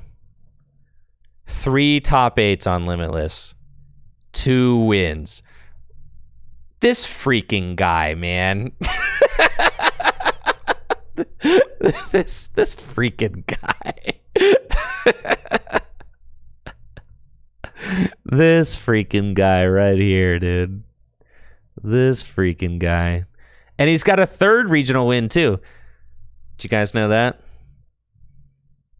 JW's got 3 regional wins. 3 freaking regional wins, man.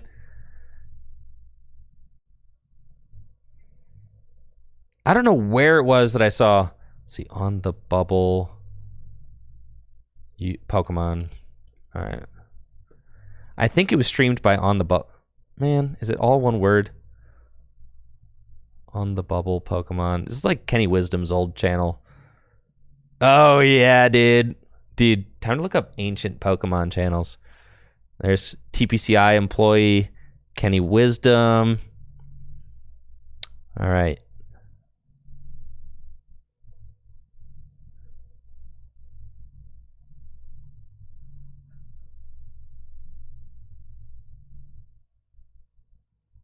There we go, baby.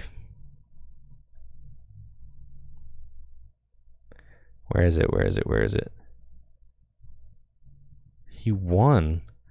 He won one of these. It's like a very ancient Pokemon lore there. JW's first regional win. I think he was playing like Virizion Mewtwo, I want to say. I don't know. I was like deep diving on the bubble to see if I could find video evidence of my top 4 regional finish, because On the Bubble was streaming it, but I could not find it. Dang, you guys remember what TCG? You guys remember what TCGO used to look like? This is crazy. Dang, look at that.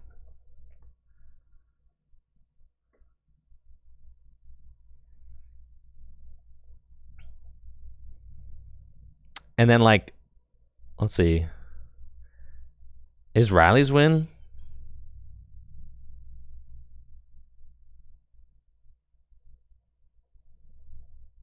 Is Riley's win, like, documented? Yes. Team Battle Factory. Like, this is the kind of thing that, like, even once Pokemon started producing regionals, they only produced, like, I don't know, a selection of them. They didn't produce all of them. Pokemon didn't start producing, like, all of the regional championships until, like, I don't know, post-pandemic? Maybe it was, like, 2018. No. I think it was post-pandemic, right? I think, yeah, Pokemon didn't start producing all regionals until post-pandemic, I don't think.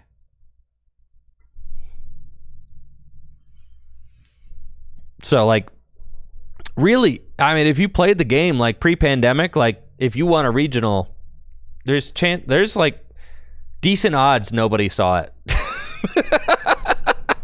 Isn't that crazy to think? Like, that's just pre-pandemic. That's not that long ago, right? They quit producing them entirely for like 2 years. You're right, Natalie. Yeah, they stopped producing them entirely for like 2 years. Because, think about it. Do you guys know how much money Pokemon tosses at this? Do you guys ever think about that? Like, do you really ever think about it?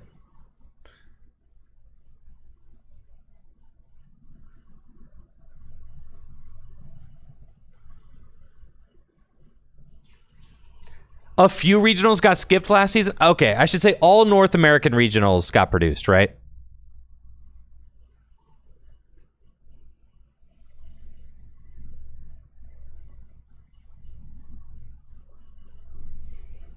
Pre-pandemic was 5 years ago. Yeah, but that's not that long ago in the grand scheme of things with Pokemon. 5 years? The last 5 years is still pretty recent. That's to say, like, during the Sword and Shield, during some of the Sword and Shield era, Pokemon wasn't producing all regionals yet. It's not that long ago.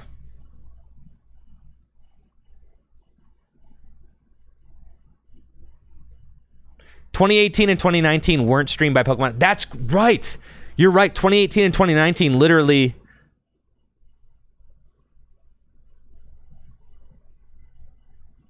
What year did they start streaming all regionals? Was it not until like 2023, 2022? I don't know. It's been a recent development. But do you guys ever think about like how much money Pokemon throws at this?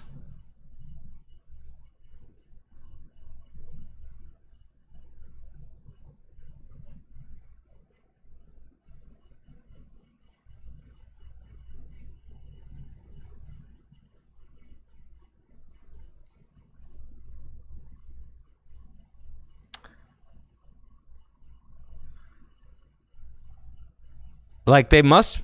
I've talked about this before, but how much do you guys think? Honestly, the video games. Well, that's pretty good viewership. 138,000 though. It's pretty good.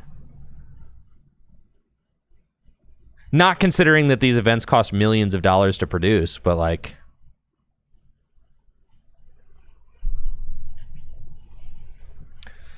Yeah, NA post-pandemic. Yeah, it's true. I mean, everything started happening in North America first, and then they just started producing all the European regionals, yeah. It's surprising they get a return on that investment. That's the thing, Chuck, is that they don't. I think that Pokemon just considers it all an advertising expense, right? If you think about how much money... All right, how much money did TPCI make 2024? Yeah. Okay. License Global has released its 2024 report ranking the top global licensors of the year. That's just licensing. The Pokemon Company International made $10 billion off of licensing. This is TPCI's first, and that's not even just like the printing of cards, right? This is TPCI's first decline in growth in 5 years, an 800 million drop compared to 2023. It's also TPCI's first ever ranking drop, going from 5 to 7. Except for 2024, TPCI's license revenue has risen steadily.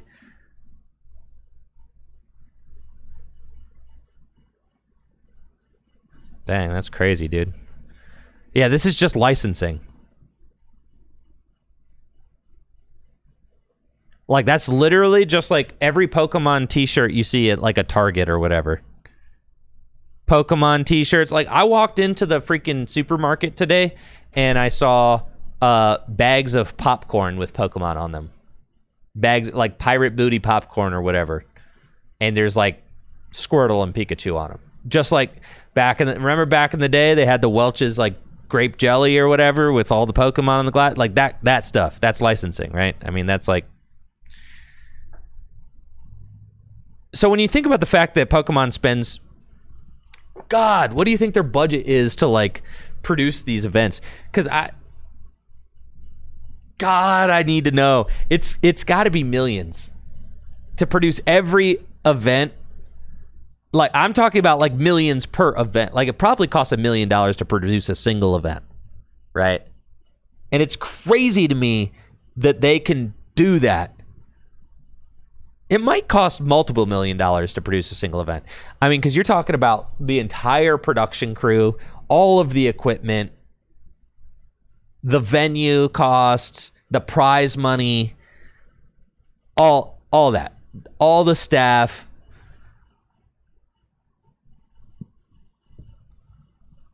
I think the regionals cost $1 million. I think they do.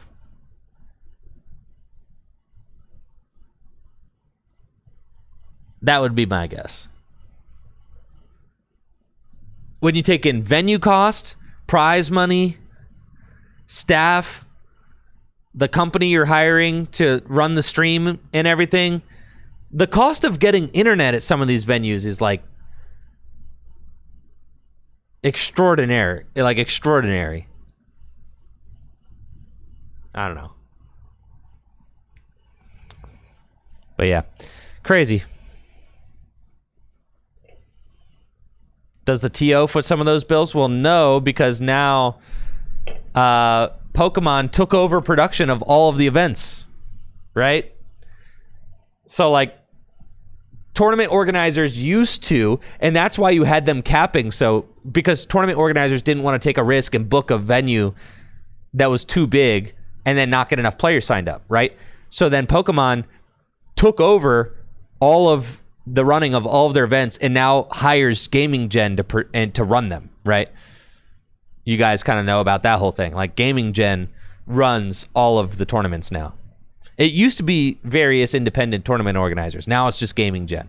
And Pokemon clearly has a contract with Gaming Gen to run all of their events. Kind of crazy.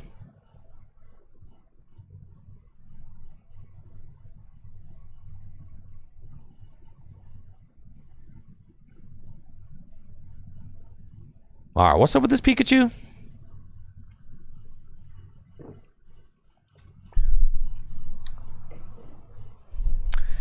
To celebrate this year's Worlds, participating Pokemon Leagues will be hosting a World Celebration Tournament between August 11th and 17th. The winner of each age division will earn an exclusive version of this year's Worlds Pikachu promo featuring a special winner stamp and a Play Pokemon watermark. This will be the first time the annual Worlds Celebration promo will have this kind of variant. Yeah, that's crazy.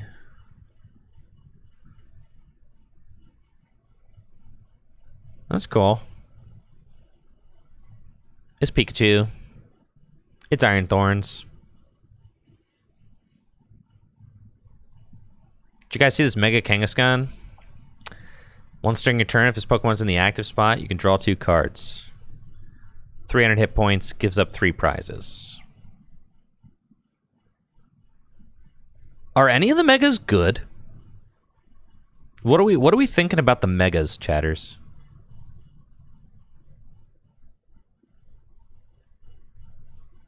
Are the Megas actually, like, playable? Gardevoir seems fine.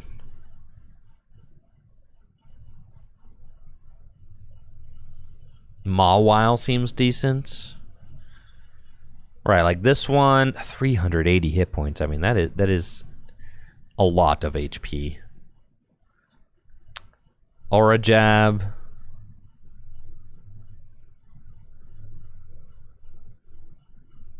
For each of your bench Pokemon, Mega Symphonia, 50 damage for each psychic energy attached to all your Pokemon. I mean, that's crazy.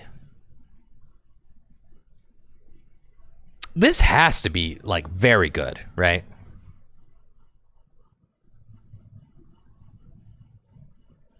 This card just kind of has to be good.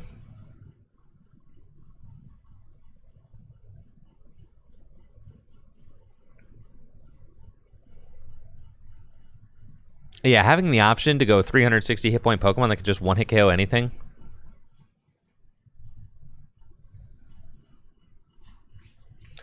There is a lot of one-hit KO potential around right now, right? You've got Golden Go, you've got Raging Bolt. Yeah, so you've got Charizard, one-hit KOs, Gardevoir easily. So that is interesting, right? Like, do they actually have a place? And that's the thing is, like, you could play one of Mega Gardevoir in your Gardevoir deck for matchups that are not one-hit KO matchups. Or you could also just, like, you know, hand disrupt and swing with a 360 hit point Pokemon and say, you don't have it.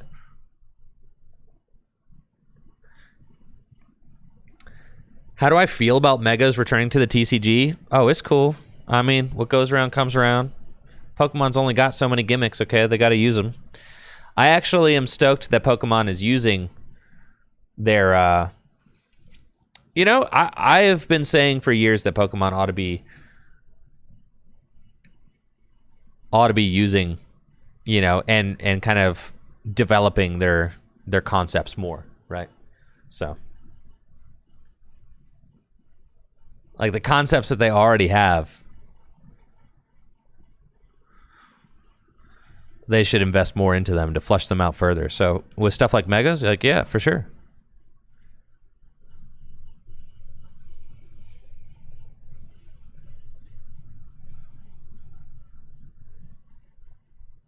All right, round 4. We have got Thad Wayand on the left versus Nick Morton on the right. Both players are 2-1. Fighting for a spot in top 4 tonight.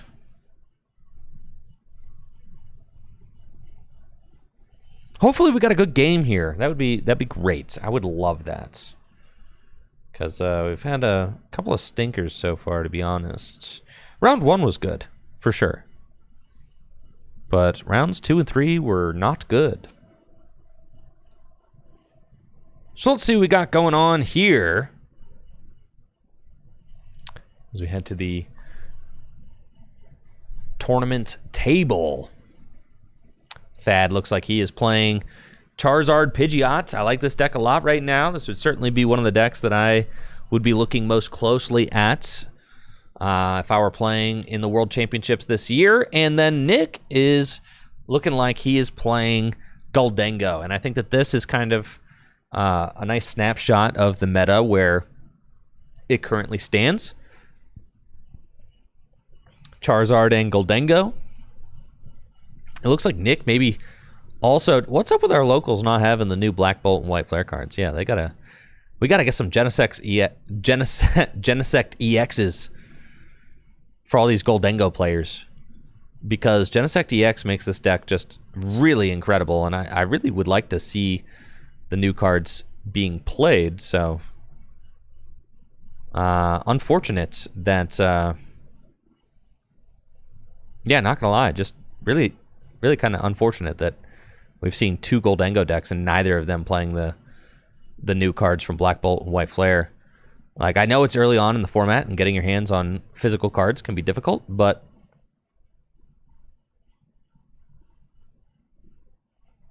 if I were playing Gholdengo, I would be doing everything in my power to get at least one Genesect EX in my possession.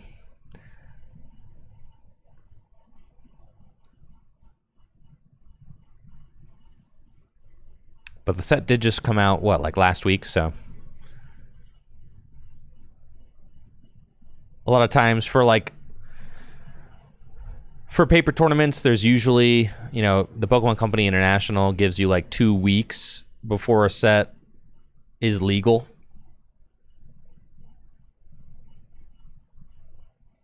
For official events. And that's to give players time to actually acquire the cards that they need in order to play in the event, and that makes sense. But at League, I mean, we like to reward players for, like, you know, for being able, you know, to get their hands on the cards, and also want to give players an option to, like, test the newer cards before they, like, say you're going to a regional championship, right, and you want to be able to, like, test your new deck at League in the 2 weeks leading up to a regional or something, right? Like, we usually allow cards to be played pretty much as soon as they're released at League. And that is so that players can start testing them as soon as possible, right? Like, we don't want players to be testing... We don't want players to ever be able to, like, test cards on the Pokemon trading card game live and then not be able to test them in paper, right? Like, to us, that kind of, like, defeats the purpose of the league. You know, we don't want it to ever feel like, oh, well, you know, I can't play my new deck because the cards aren't legal in paper yet, but they're legal online, like, so...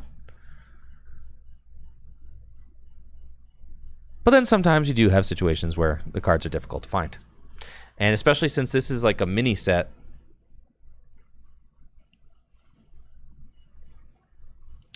you know, Full Grip doesn't have a ton of stock available for the cards because we didn't do like a Black Bolt White Flare opening or whatever, you know. Sealed products is just like really hard to justify opening right now because the sealed product sells for so much, and it's kind of like this weird crunch that we're in as a community when the set drops, right? Because it's hard to justify just sitting down and like cracking tons of products because the product is selling for so much. You kind of have to wait for players to open the product and then sell the cards to the shop. So that's kind of like the situation that we're in right now.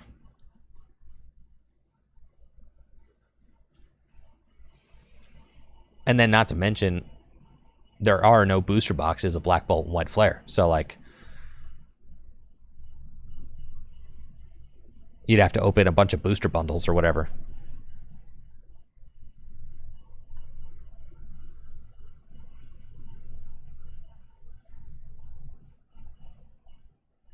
Thad's got a very strong opening. Quick Pidgeot, Charizard, Infernal Rain, Free Retreat. Here comes the big boy, Charizard EX with a Burning Darkness, fully blinged out energy. Love to see it. Thad going to take the first knockout of the game. And we'll see if Nick has the cards to respond. And Nick is promoting Dreepy there, despite having Goldengo in hand. So we'll see what they are thinking with the Dreepy promote. Arvin going to be played. Probably going to see... You got to at least have air balloons, right? You have to at least have the air balloons, right? Like, I understand, like, all right, Genesect, too hard to get. But air balloon, you could buy an air balloon right now from any shop for like $0.25. All right, the air balloon, we do got air balloon. All right, air balloons are here. Okay. There we go. If that was a rescue board, I was going to be very disappointed.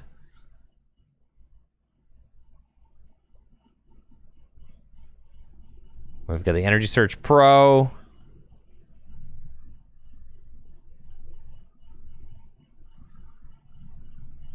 And let's see, does Nick have enough energy in deck? We'll need 8 energy in order to take this knockout. 1 energy onto the Goldengo, 7 to discard for Make It Rain in order to take the KO.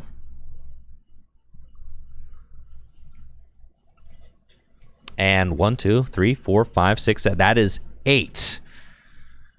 So that should do it. And Thad, despite having a very strong start, is looking kind of cooked right now. As strong of a start as it was for Thad, Thad did just dive in with the Charizard and give Nick this opportunity to make this play. And Thad could have sat back, potentially waited to try and take the first 2-prize knockout. At this point, Thad will certainly have to weave in a Chi-Yu or a single prizer in order to even up this trade. I don't think Nick has a backup Gimme Ghoul, so this could actually prove to be devastating. Does Nick draw one here? No. Off the coin bonus. Make It Rain. I'm going to do 350 damage.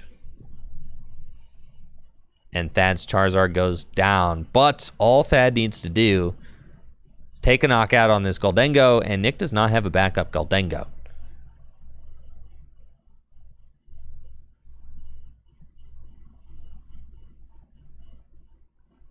We got Flip the Script from Pheasantipity. And it looks like maybe he drew into Briar. He's got an Ultra Ball. Briar could help even up this trade for sure. I mean, that's the thing. Briar could just win this game, right? If that is able to just take this knockout. I mean, Nick doesn't have a backup Goldengo, so it doesn't matter. But even if Nick was still trading evenly and went down to 2 prizes, that could win the game with a Briar.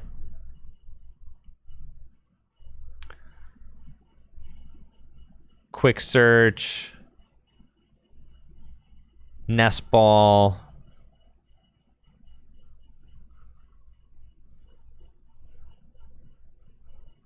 Are we going to see a Chi-Yu play? Does Thad have the Chi-Yu knockout? That would be hype. I love pulling up Chi-Yu in standard format because I have this card downloaded as a Gym Leader Challenge card on my overlay. You know, the only reason I have it on my overlay is for GLC, but like, you know, this dude is getting play in standard right now. Infernal Rain will accelerate energy from the deck onto Chi-Yu, and we've got Mega Fire of Envy. We'll do 140 damage times 2, 280 damage with weakness to take a 1-hit KO on Goldengo EX. That'll take Thad down to 3 prizes remaining. Oh, nice. We got Chase in the chat saying, Nick is my friend from work. This is his first Pokemon event since like 2014. Yo, that's hype. That's hype. Okay, cool. I didn't know. I was trying to figure it out. Nick has got to get some Genesect DXs for sure. But that's always hype to see new players show up to League. You love to see it. All right, and Thad's got an Iono. He'll get 5. And Nick will get just 4 off of that. And Thad has got Dusknoir in his deck. We can see bench Duskull there. And gonna just go in with Charizard to take the knockout with maximum belts. Chi-Yu built up on the bench. Charizard gonna take the KO. Thad going to 3 prizes remaining.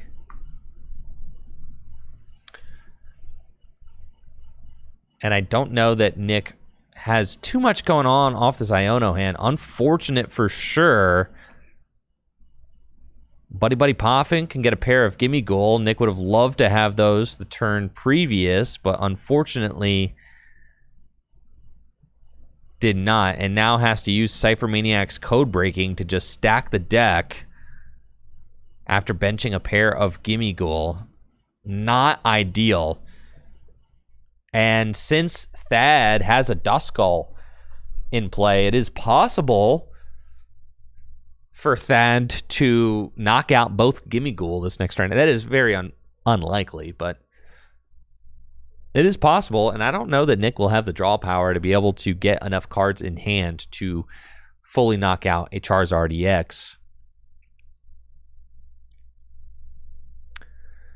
Looks like Nick is going to stack maybe Cypher Maniac and a Goldengo, right? Which will allow him to then evolve into Goldengo next turn, stack his deck again. But at this point, it looks like Thad is going to be running away with the game.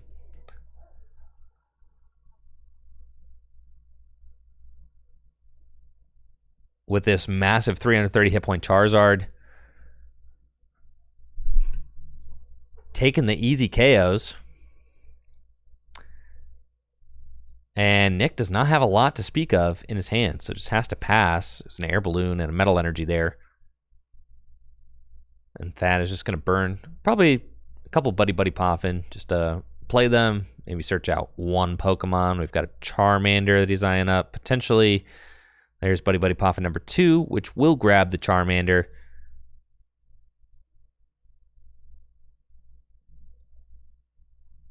Quick Search can get one more card. At this point, Thad is just in cruise control. Almost nothing that can go wrong. With the Quick Search every turn to grab exactly what he needs.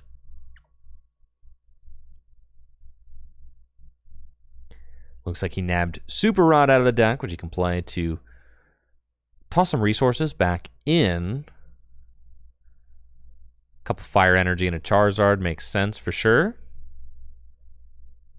And then I expect Thad to just take the single prize knockouts on the Dreepy. Even if Nick does pop off and is able to get a Goldengo to knock out this Charizard, Thad will be able to respond with the Chi-Yu on the bench. So I think Nick is just at the point of no return in this matchup, with the Chi-Yu kind of making it so that that checkmate position is solidified.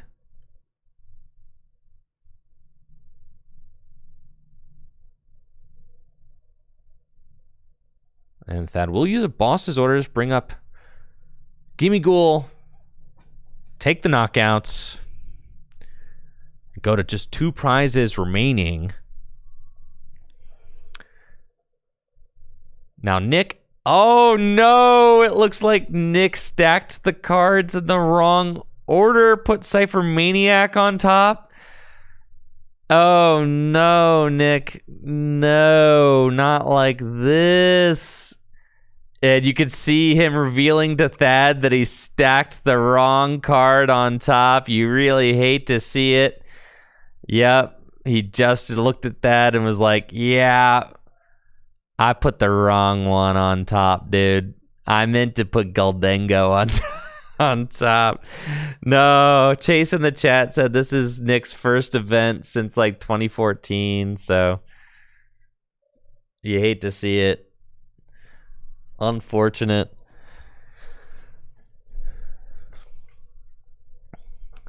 That's okay. Thad gonna run this one into the goal line.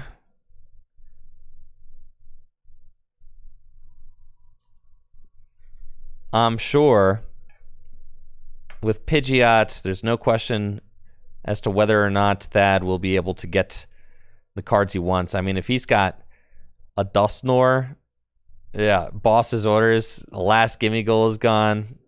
Goodness.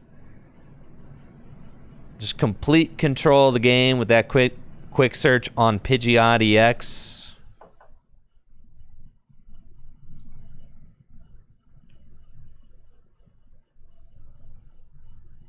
And Charizard will take another knockout.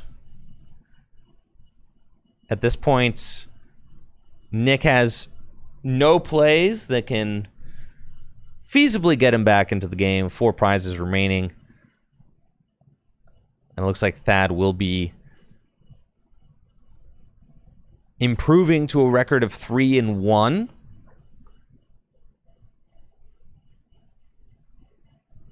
And that is the game. So, another one in the books. Thad taking the win with Charizard Pidgeot. 3-1. Nice to see Nick showing up to League. Pleasure to have you. Thank you so much for playing. Still got another round to go here at Full Grip Games. Big turnout tonight. I think 31 or 32 players in the house, so lots of folks. Yeah, I think Joe Rowe was late add, so 32 players. Lots of folks excited to play in Standard this week. You'll love to see it. Yo, thank you so much, Swizzerton. The 2,500 bits. I really appreciate it, Swizzerton. Thank you. Thank you, thank you. Y'all, let's go. Bit King. Appreciate the love, Swizzerton. Hopefully you're doing well. So, yeah, I've been working on this documentary for a long time, and I'm so excited about it. I really cannot contain myself. At this point, like, I just lock in every day and kind of like work on it. It is going to be the best video that I've ever made, I think, as far as like I don't know, effort, quality, that kind of stuff. You know, some people might be like, oh, I loved your old gameplay stuff more than this. Like, okay, sure. But to me, it's going to be the video that I am most proud of making. Did work on the video start before or after the GOAT debate vid? It was before, like during, same time. The GOAT debate video. The GOAT debate video was a video that I made while also filming for this video. So like, when I started working on this documentary, I started working on kind of like multiple videos all at the same time because I didn't know how this current video was going to work out. You love my Yo Gabba Gabba video? Yo, thank you. Should we spin that? You know, I've never released a video on YouTube with 1 million views, but I actually am in a video with 1 million views.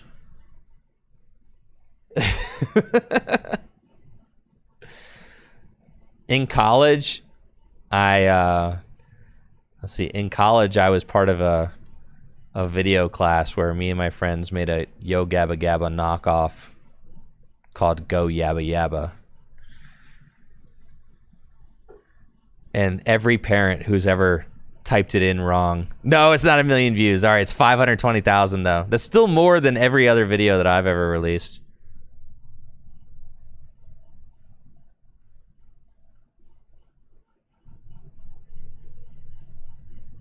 Hold on, there needs to be... Hold on. I need,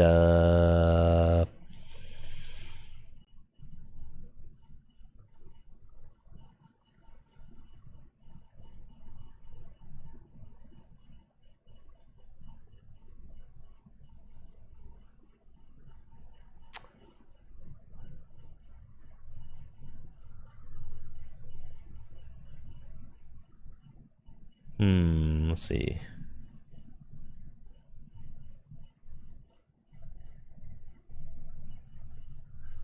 I don't know how to get it so that you guys can... Oh yeah, desktop, let's see. Internal audio.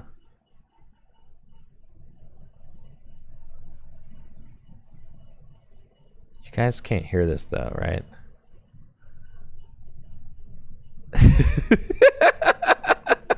Hold on.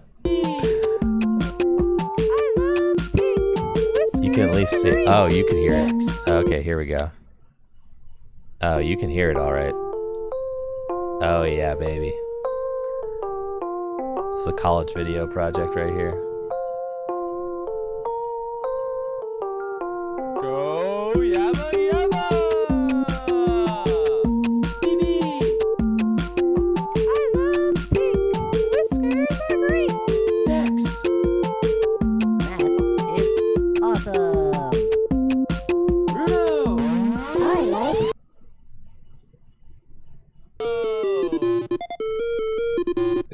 Master Andy?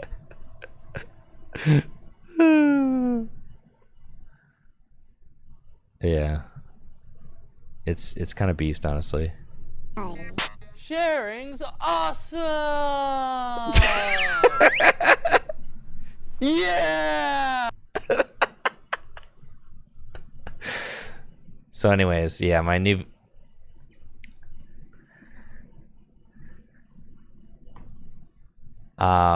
documentary is going to be better than that for sure. But yeah, that was like that was a thing that I did when I was in college. Yeah, student project. There you go. Boom. But yes, the new documentary video.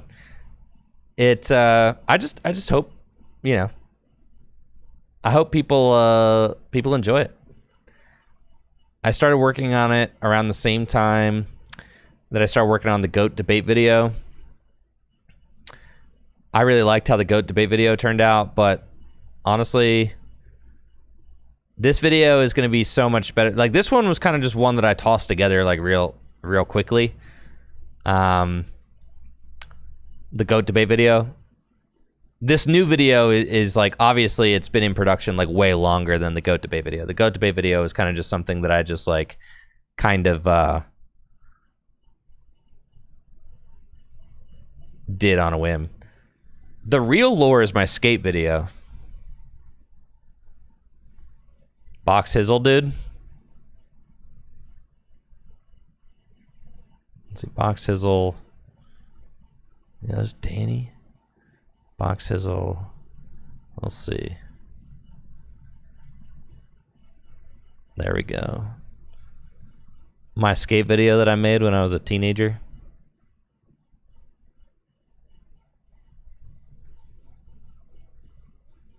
I finally uploaded it.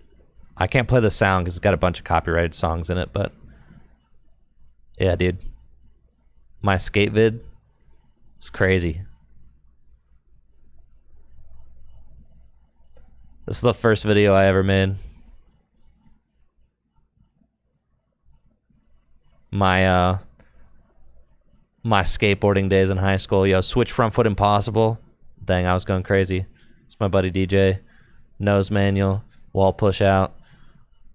All right, we got a fakie 540 flip coming up right here. Boom. Bam. Fakie 540 flip. Yep. Switch 180. Bam. Yep.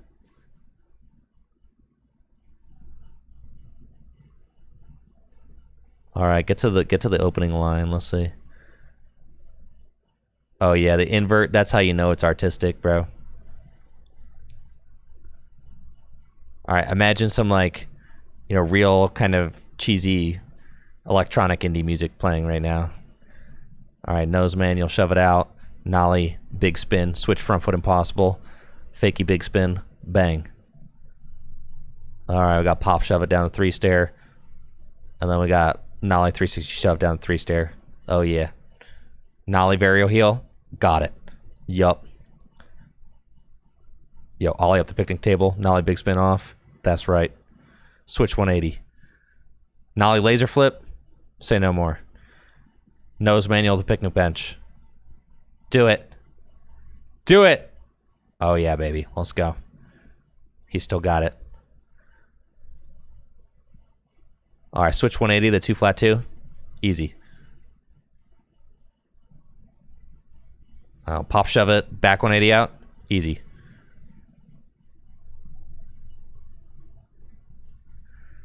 Yo, fakey tray, the loading dock. Sketchy. Nose manual, 360 shove out. Shoo. Easy.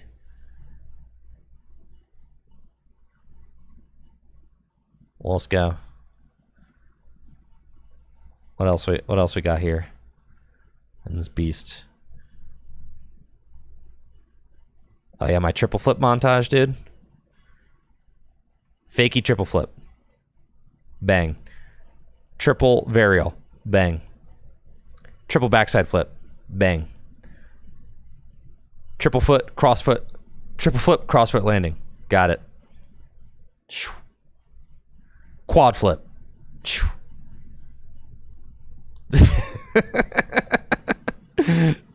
Oh yeah, dude.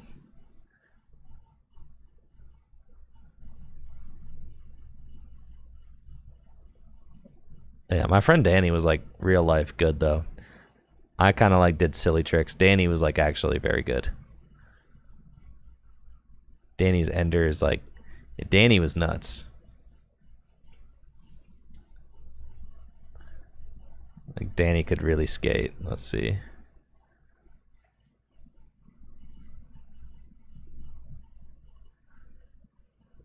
Danny was like, oh yeah, honey go, dude. The honey go ollie. Do the 14 set. Sheesh. His ender is crazy too. He does he ollies off my high school. Bang.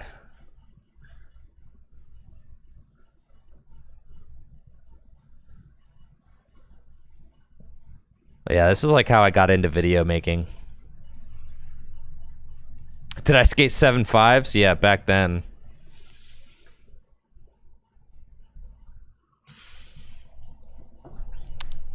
Back then, that's all we skated. Now I gotta skate 8s, my fat butt, for sure. Everybody skates. 8 feels like 7.5. But yeah, everybody back then was skating 7.5s. We were just like skating toothpicks. But yeah, that was the first... Like, I used to just make skateboarding videos all the time with my friends. I mean, I remember going to Best Buy with like all the money that I had saved up, and I bought like some camcorder. I bought some camcorder. It was like $400. It was like some Sony camcorder, and I used to record on mini DV tapes. Let's see. Like, dude. Yeah, it was like it looked something like this, you know. I spent every cent I had on this thing.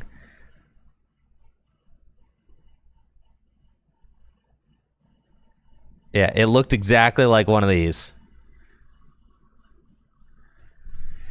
All right, folks. We've got our 5th and final rounds coming up.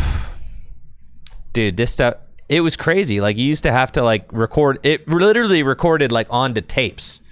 And then I had a separate piece of equipment that would like rip the...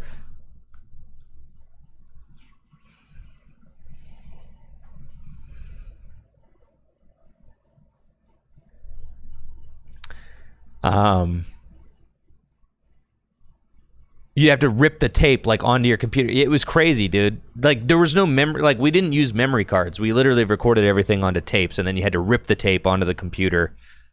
It was like a whole thing. it was a whole thing, bro.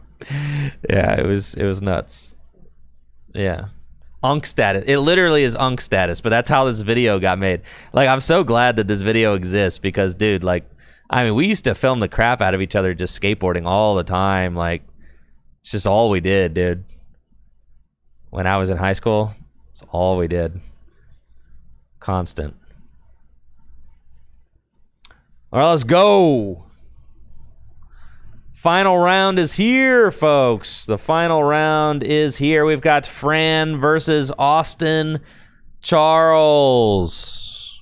Let's go. Joe Cornell says, getting clips while I was busy with kindergarten.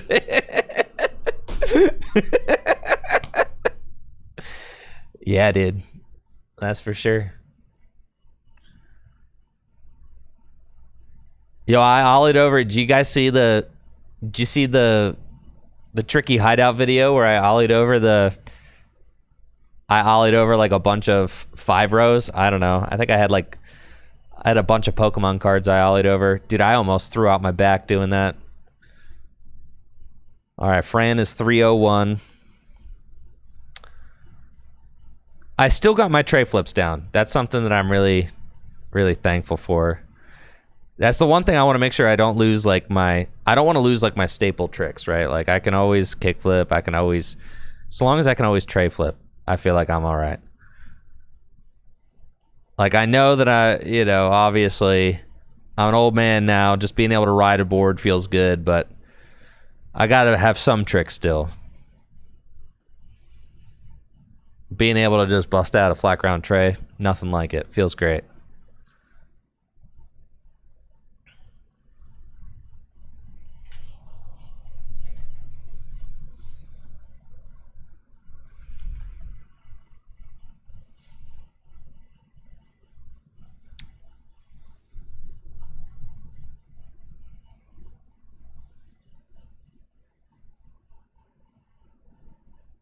All right, 2 of our better league players here, most accomplished league players, for sure. This would be a big one for Fran to win, though. I mean, Austin is a 2-time World Championship qualifier now, with his most recent World Championship qualification, finishing tied for 125th place. So cutting it very close this year. And then Fran got the Charizard out of her prize pack. Very cool. That's hype. Austin got all right. Are we battling prize packs here? So we got going on?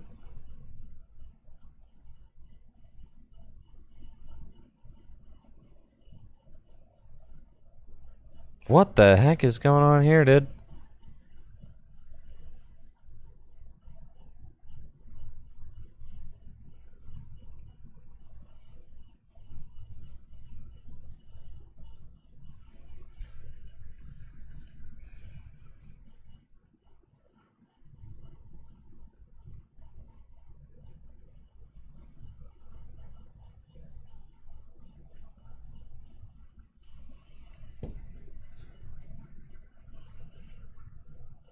See a darkness energy in Austin's hand. I know Austin is trying to get reps with decks that he's considering for the World Championships, of course.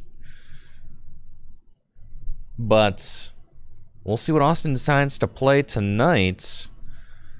I know for myself, whenever I was trying to qualify, whenever I was like practicing for Worlds, I was always like, at this point, a few weeks out, I would usually be trying to like explore options that maybe I didn't have as many reps with.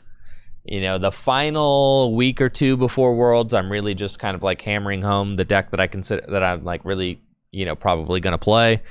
But at this point, I would be thinking that Austin is probably still exploring his options a little bit, making sure that there's nothing that he's missing. That would be my guess. You don't want to lock in like too early, I don't think, but then you also don't want to be too unfocused. You kind of have to like at this point, if I'm Austin, I'd want to have 3 decks, I'd say. 2 or 3 that I'm like really considering. Looks like Fran's just got a hoot and a pass. And Austin's got Darkness to Monkey Dory and Iono. Fran also was able to put a jamming tower into play.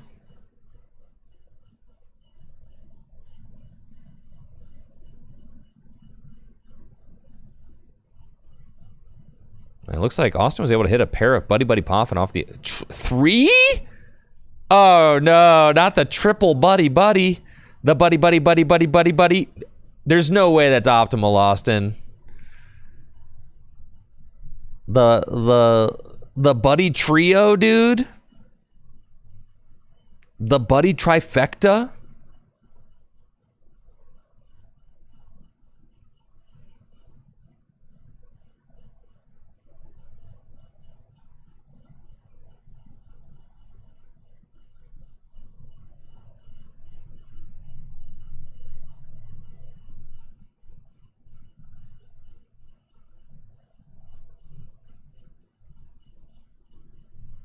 That's crazy. That's like basically an A-spec. It's basically the Precious Trolley. The double Pidge as well.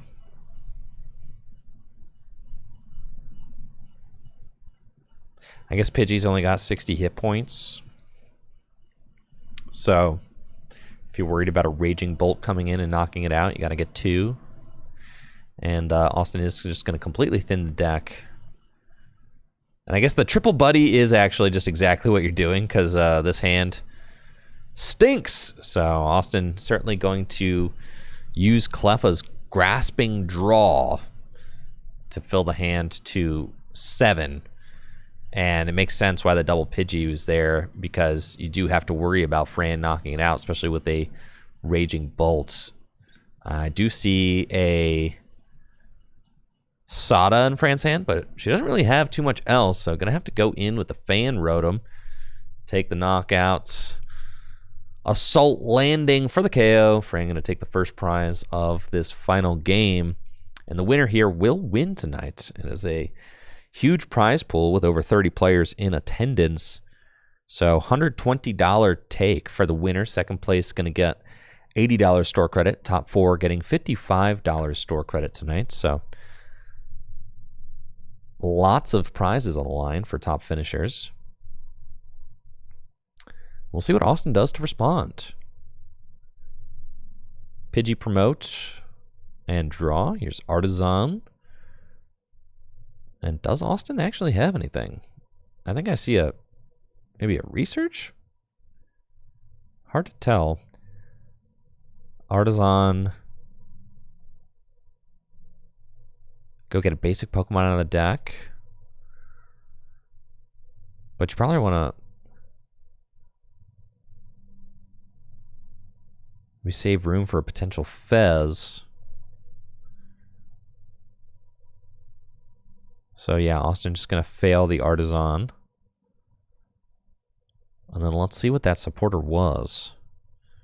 Is that a Sycamore Research? I think that's what I see.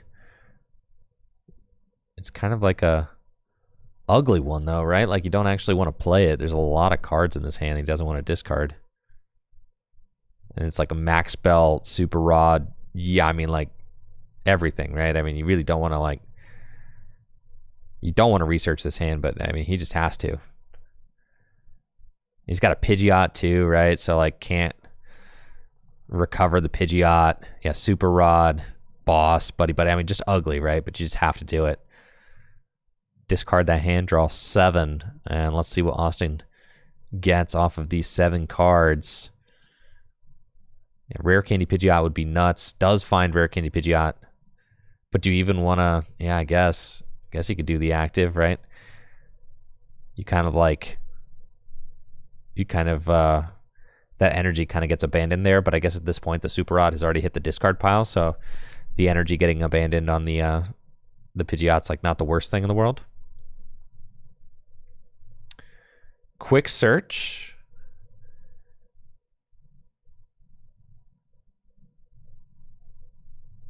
Go and get any card out of the deck. And it is going to be that Fez, which is why I was saying that Austin, probably wants to leave that last bench space open for a Fezandipity EX. And this is certainly one of the uglier starts that I've seen for Charizard, but not unfixable. I mean, really, Austin's just going to need another turn to really get going. I doubt he's going to rip Rare Candy Zard off of this.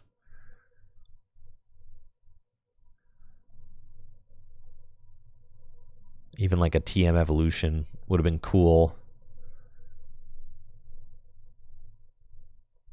But it's just going to have to pass with Monkey Dory active. Monkey Dory is difficult for this Fan Rotom to knock out, so there is that. It looks like Fran is maybe playing Artisan.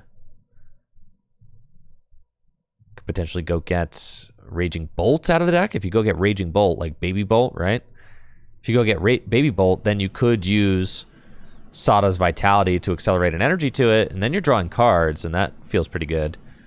And then if you, with Crispin, okay, so like, as we can see here, Vessel away the Blood Moon, Latias free retreat, and then you could Crispin onto the Raging Bolt, and then actually just go in with Raging Bolt, take a knockout on the bench Pidgey, which would be big. So that's probably the play that Fran is eyeing up. Thunderburst Storm. And then Fran would go to 4 prizes. At this point, Fran would be in a very good spot to win the game if she takes out the Pidgey with bolts.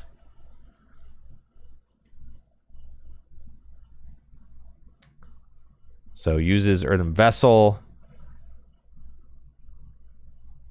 Still doesn't have a Terra in play, so that's like worth noting, right? So gonna attach, and then maybe it's a Sada. I don't mind the Sada over Crispin. I think that's fine, right? Because that way you draw some cards, maybe find a Terra. I mean, Fran does need to draw cards, so like that makes sense. Doesn't find anything useful there, so yikes. And it does have the energy she needs to take the knockout with Thunderburst Storm on Pidgey, but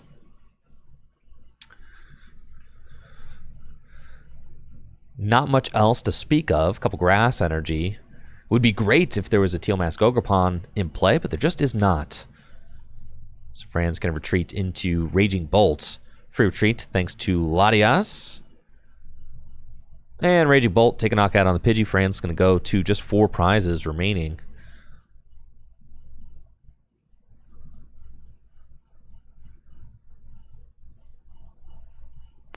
Now Austin going to thin the deck. Probably get Chi-Yu, as Chi-Yu can knock out the Raging Bolts as a single prize Pokemon. Should be pretty decent. Still not great circumstances for Austin to be working under. However, Fran does not have a backup right now. I mean, really nothing else going on in Fran's deck. Or on Fran's board, I should say. Lots of things in Fran's deck. Nothing on Fran's board.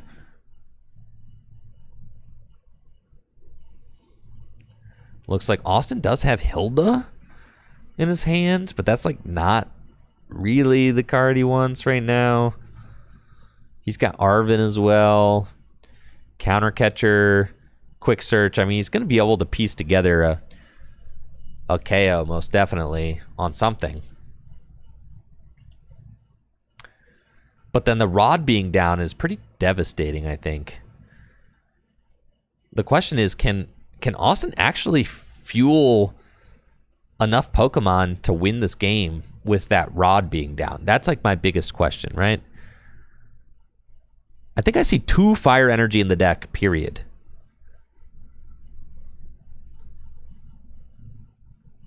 And 1 in hand. So it is looking really bad as far as the energy goes. Rare Candy into Charizard.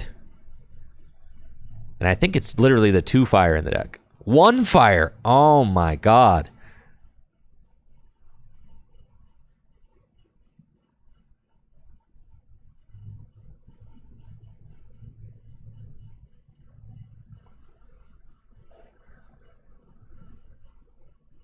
Austin is absolutely spinning his wheels right now, just with the rod down. I mean, that is horrendous. And now has to decide, like, what am I doing here, right? Like, just absolutely horrible. I don't know that Austin can win this game with the amount of energy he has in deck. He may have to go and attack with Chi-Yu. Do you guys know that Chi-Yu, he's got this flare bringer attack? Show me the Chi-Yu. Oh yeah, flare bringer. 2 basic fire energy from your discard pile to one of your Pokemon. Are we gonna have to see a flare bringer? Ain't no way. This could be another big pass from Austin, I think, as he is unable to move this Monkey Dory. You gotta be kidding me. Flip the script. Okay. Could draw into the... there's 1 special energy in his deck. No.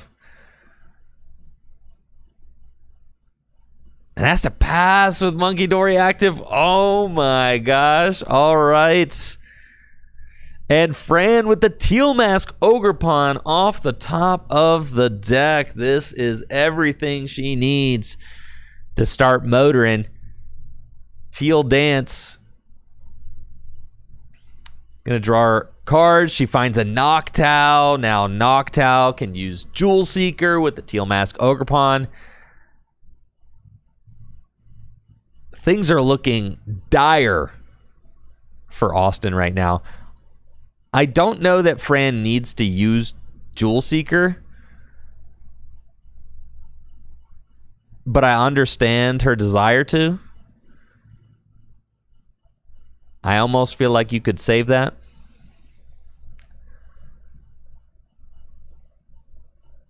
You could get, if there's enough energy in the discard pile, you could get what, like, you could get Area 0 Underdepths and a Nest Ball to go get a Raging Bolt. Like, but do you really want to do that right this turn, right? She's got Crispin in hand, so she can use Crispin to get another energy in play so that she can take a knockout on the Charmander with the Max Belt. Would bring her to 3 prizes. That, or you just attach a 3rd energy to the active and knock out the Monkey Dory. Yeah. One of those 2. I honestly don't hate going like Area 0, Ultra Ball, thin the hand down, and go get like a Mew EX. Like some sort of board stability, right? Like, I don't hate getting a Mew.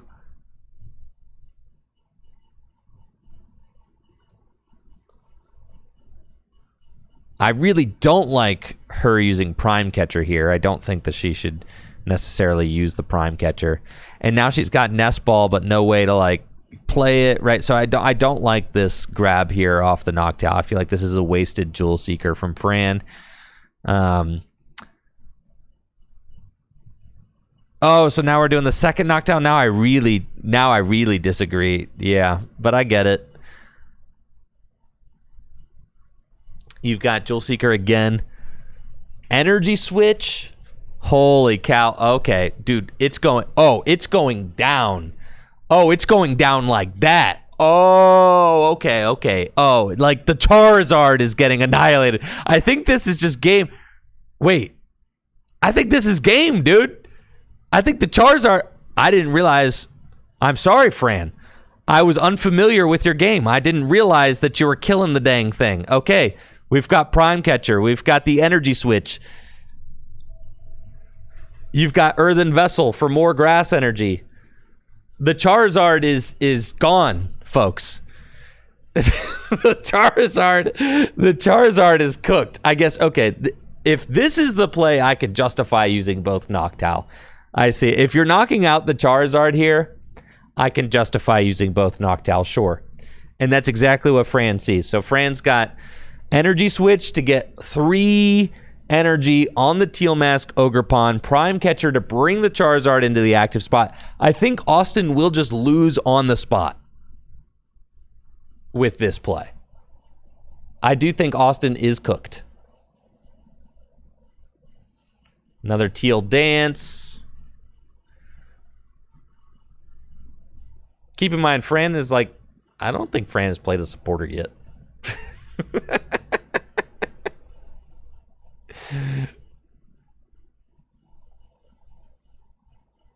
Yeah. Wait, why are we going to the... Wait, no! Wait! Huh? wait, whoa! Wait, I thought we were killing Charizard, man! I thought we were killing the Zard! Now what's happening? Now we're doing... No, okay, now we walked it back and we're going for this... Okay, now I very much disagree with the line. Okay, I liked the line when we were killing the Charizard. Now I hate the line again.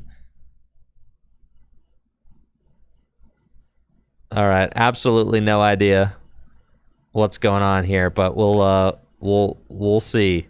Fran just got the Iono. So here's the thing. Fran just used all of the board positions she has. She evolved both Noctowl, didn't get a Mew into play, didn't get a Fez into play, and now is letting herself get Iono'd to 3. So, like, I really disagree with pretty much everything that happened during the last turn. It would have been cool if maybe if Fran, like, overextended to knock out the Charizard, because then I think Austin just loses. But, you know, now Austin's got a Charizard, and it's possible for Fran to, like, dead draw. So I really think it was very sketchy for Fran to do all that. And then Fran also went and got the Energy Switch, but then, like, didn't use it. So you see what I'm saying? Like, I don't really know what was going on that last turn. All right, Austin going to take 2, though. Charizard. Can Fran respond? Fran needs 2 grass energy for the Teal Mask Ogerpon. And she's got no Noctowls to help.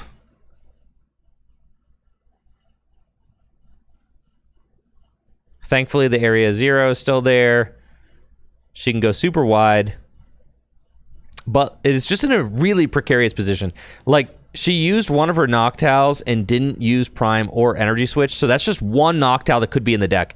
And if one of those Noctowl was still in the deck, Fran could just play the Ultra Ball in her hand and go get the card she needs to knock this thing out, right? Like, and that's exactly what should have happened, is that one of these Noctowls should absolutely have not been evolved. So now she's got an Ultra Ball away. The fighting and the... I would keep the Mew. Yeah, Ultra Ball away the Ditto and the Fire and use Mew to restart to 3. Yeah, do not Ultra Ball away that Mew. Okay, yes, I like this play. That's fine. You Ultra Ball, you get Fez, right? And then you use Mew and Fez, you draw 6. Shoo. Is Fez in the deck?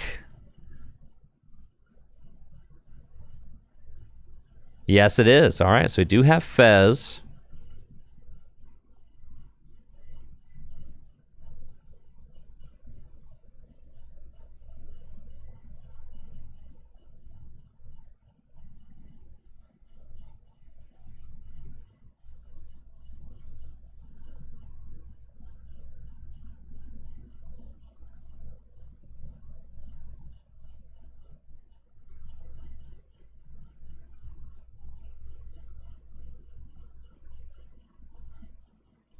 And then she's going to get to see 6 cards, and all she needs is a grass energy.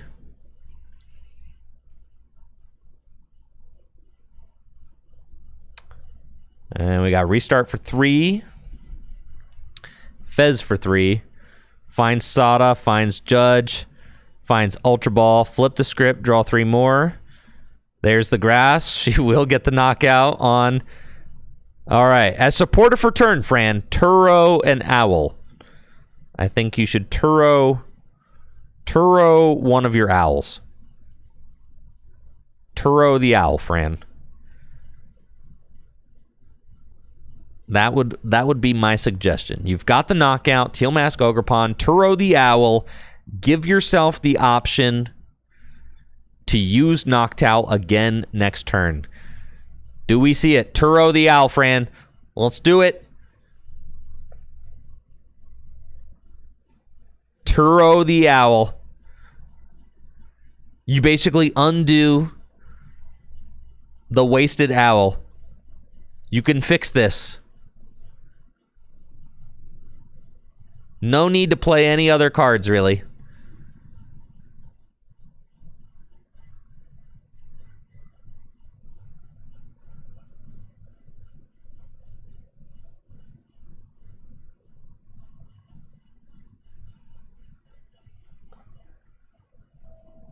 All right, we're going in with Raging Bolt. Okay.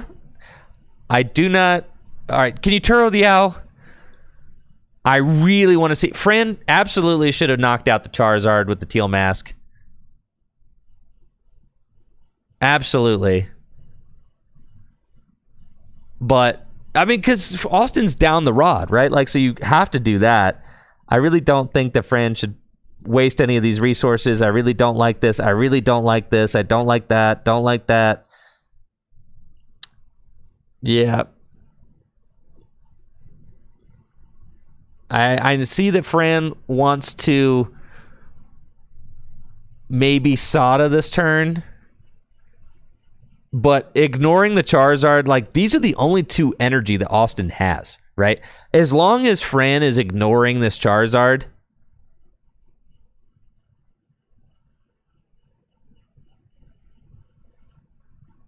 ignoring the Charizard is the only thing that's giving Austin a chance in this game.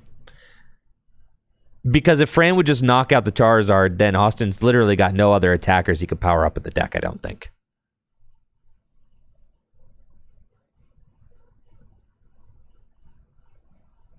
So I think Fran is overcooking a little bit.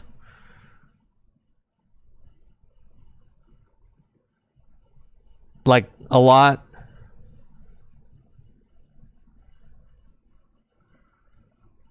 But Fran's going to go to 2 prizes remaining. And let's see how this works out for her. She ignored the Charizard. I really don't like this. I mean, Austin, she didn't disrupt Austin's hand either. Austin has a huge hand. All Austin has to do is Prime Catcher, take out a 2, like, take out the Teal Mask, Iono to 2, and Fran, like, might just lose. Like, realistically. And it...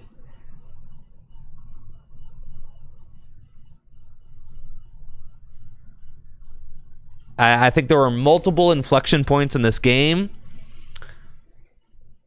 that...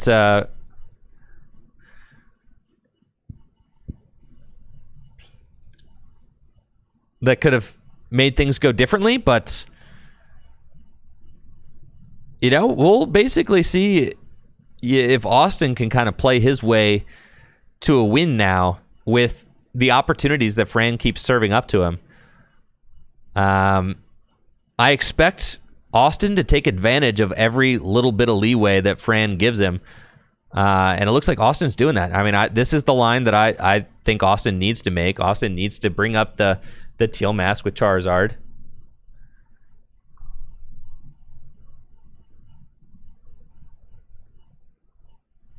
Play Artisan.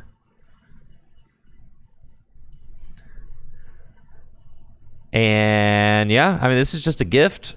Austin has this untouched Charizard to work with. Fran does not need a lot to win.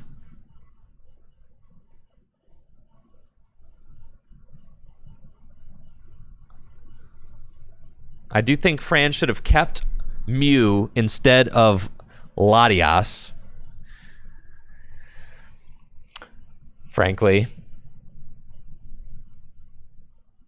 Or even she could have gotten rid of Fan Rotom because the math doesn't matter with Fan Rotom's energy, right? Because you've already got 3 energy on the Baby Bolt, so if you hit Asada plus energy, you just win. So Fran definitely needed to keep the Mew, but she's not getting punished for that because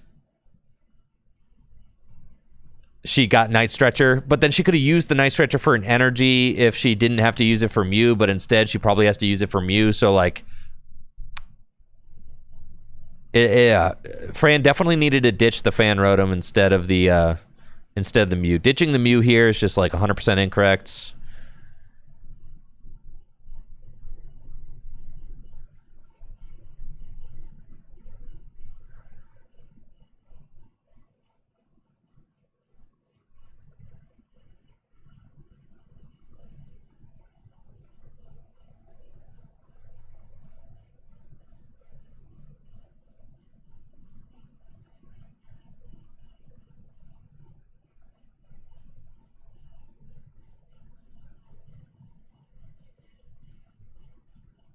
And Charizard will take the knockouts on Teal Mask. Let's see what Fran can do. And there's 2 energy. Austin showing off his prized energy. Fran's got Prime Catcher, Night Stretcher. Okay.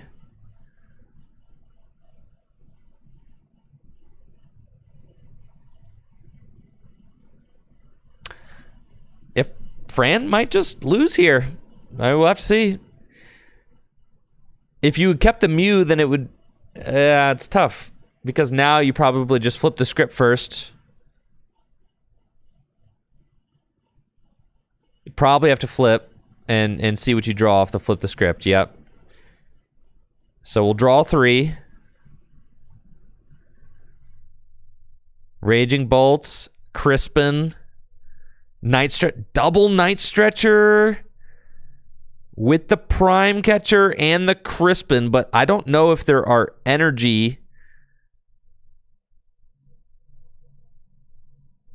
Oh, the Blood Moon will... No, the Blood Moon will do it, dude. The Blood Moon can do it. On the Fez, Blood Moon Fez game. Let's go. Yo, Fran the Franimal, dude. Austin got a front row seat to getting Franned right now. And there you go. Fran the Franimal taking the dub. Let's go, baby. Let's go. Blood Moon, Prime Catcher, and that is game. Fran winning it all with a record of 4-0-1 tonight, taking down the undefeated 4-0 Austin Charles, taking down the World Championship qualifier Austin Charles. GG's, GG's, GG's. Let's go, Fran. Congratulations. Fran's going to take home $120 store credits. Assuming that Austin is second place, he is not walking away empty-handed, as he is going to get a solid $80 store credits. And then rounding out the rest of top 4, they will all get $55 store credits. All right, folks, that's going to do it for the stream tonight. You all take it easy. Have a wonderful night. Gym Leader Challenge tomorrow night. Gym Leader Challenge stream here at the shop. Our first Gym Leader Challenge night of the 2026 season. Let's go. Something that I think that I want to start doing. Is I decided that I'm missing playing. So I think like I think on some league nights I am going to actually just play myself and record my games and then produce it into a YouTube video instead of just streaming other people playing. Because like I decided in 2026, 2025, it was a tough year. I took the year off playing pretty much because, we have a baby now, and I just was like kind of focusing on that, obviously. But as we kind of have figured out our groove and now are, you know, figuring out what our new normal is and figuring out our routines, I'm feeling like I'm ready to start like getting back into playing a little bit. So yeah, so I think on some Wednesday nights I'm not going to stream, especially if I like stream with Jesse during the day. Like next Wednesday, for instance, I'm going to like stream with Jesse during the day to test for Worlds. So instead of doing a double stream next Wednesday, I'll probably just play Wednesday night and record my games so that then I can make a YouTube video about it, if that makes sense, right? So, yeah, that's something that I'm thinking about doing. Like, if you watched my Rockets Tyranitar Gym Leader Challenge video, it would probably be something like that, to give you an idea. Anyways, thank you all so much for watching tonight. You guys have a wonderful evening. I'll be back tomorrow night with some Gym Leader Challenge action, all right? Gym Leader Challenge, first league night of the 2026 season.